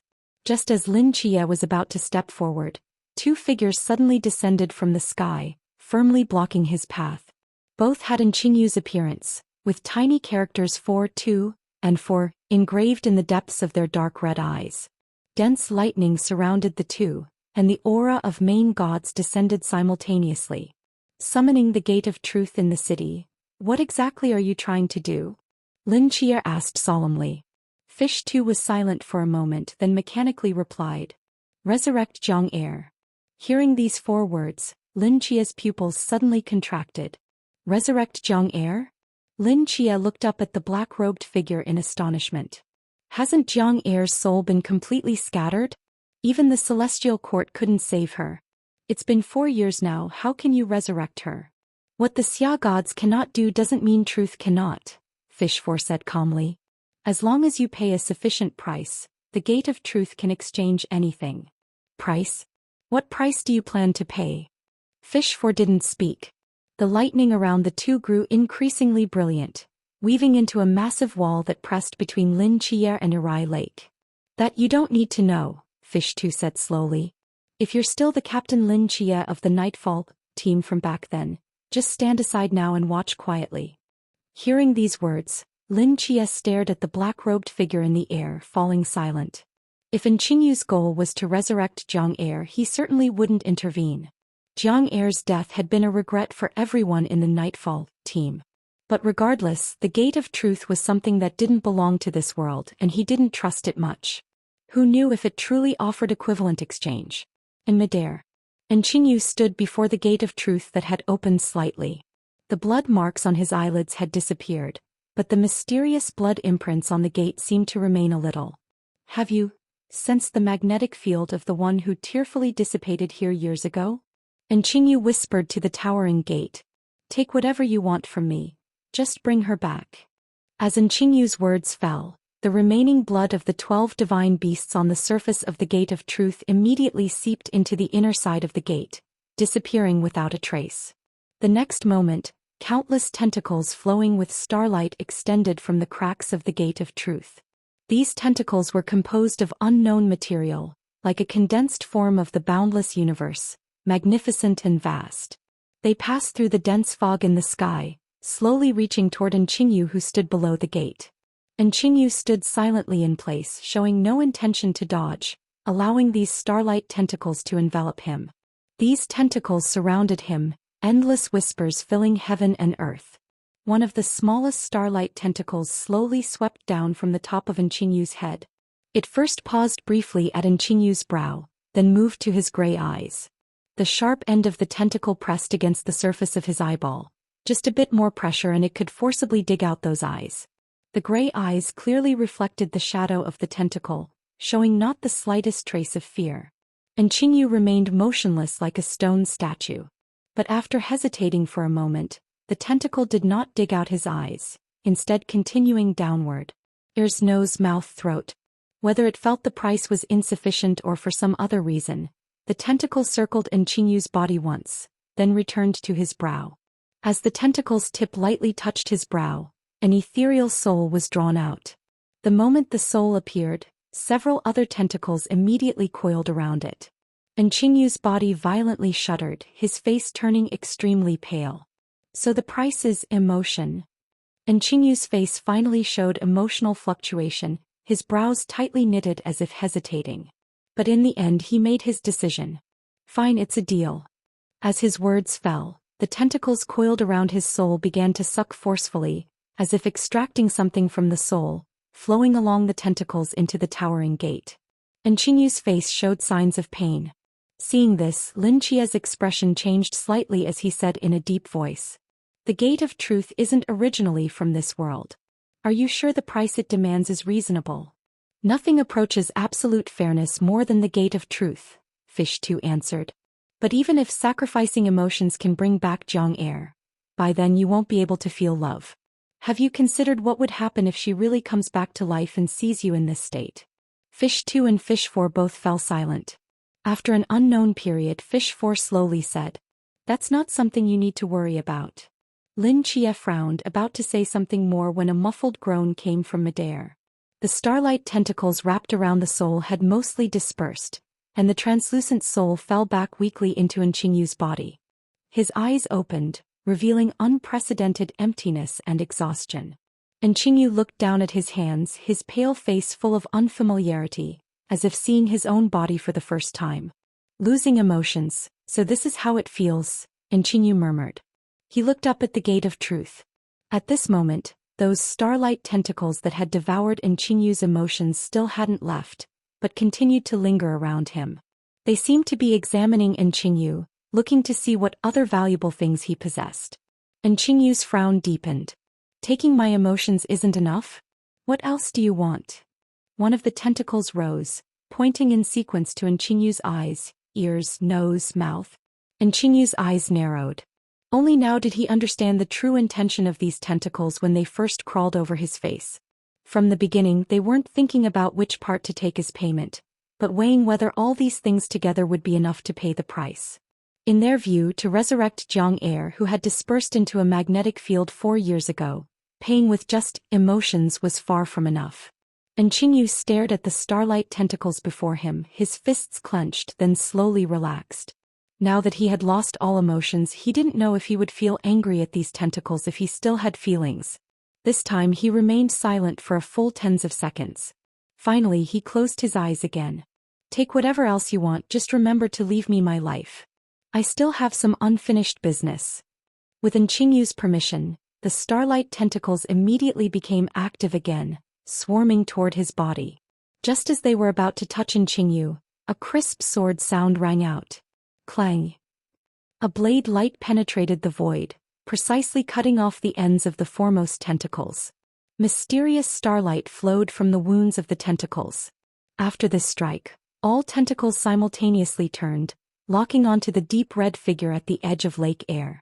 Lin Chia, holding on by, stared fixedly at the tentacles in midair, his eyes full of anger. Fish 2 and Fish 4 seemed not to have expected Lin Chia to suddenly attack. They reacted now, lightning flashing around them as they charged together toward the sword-wielding Lin Chia. Lin Chia had no intention of entangling with them. A faint light flashed across Shan Bai's blade, which immediately dissolved into mysterious purple light, absorbing into his body. Hand of royal authority. Before the two artificial gods could touch Lin Chia, he directly pierced through space, disappearing from his spot. When he reappeared, he was already above Enchinyu, with the magnificent gate of truth standing before him. Countless starlight tentacles angrily gathered together, seemingly wanting to teach this interferer a lesson. Enchinyu looked up at him and spoke flatly. Why did you interrupt me?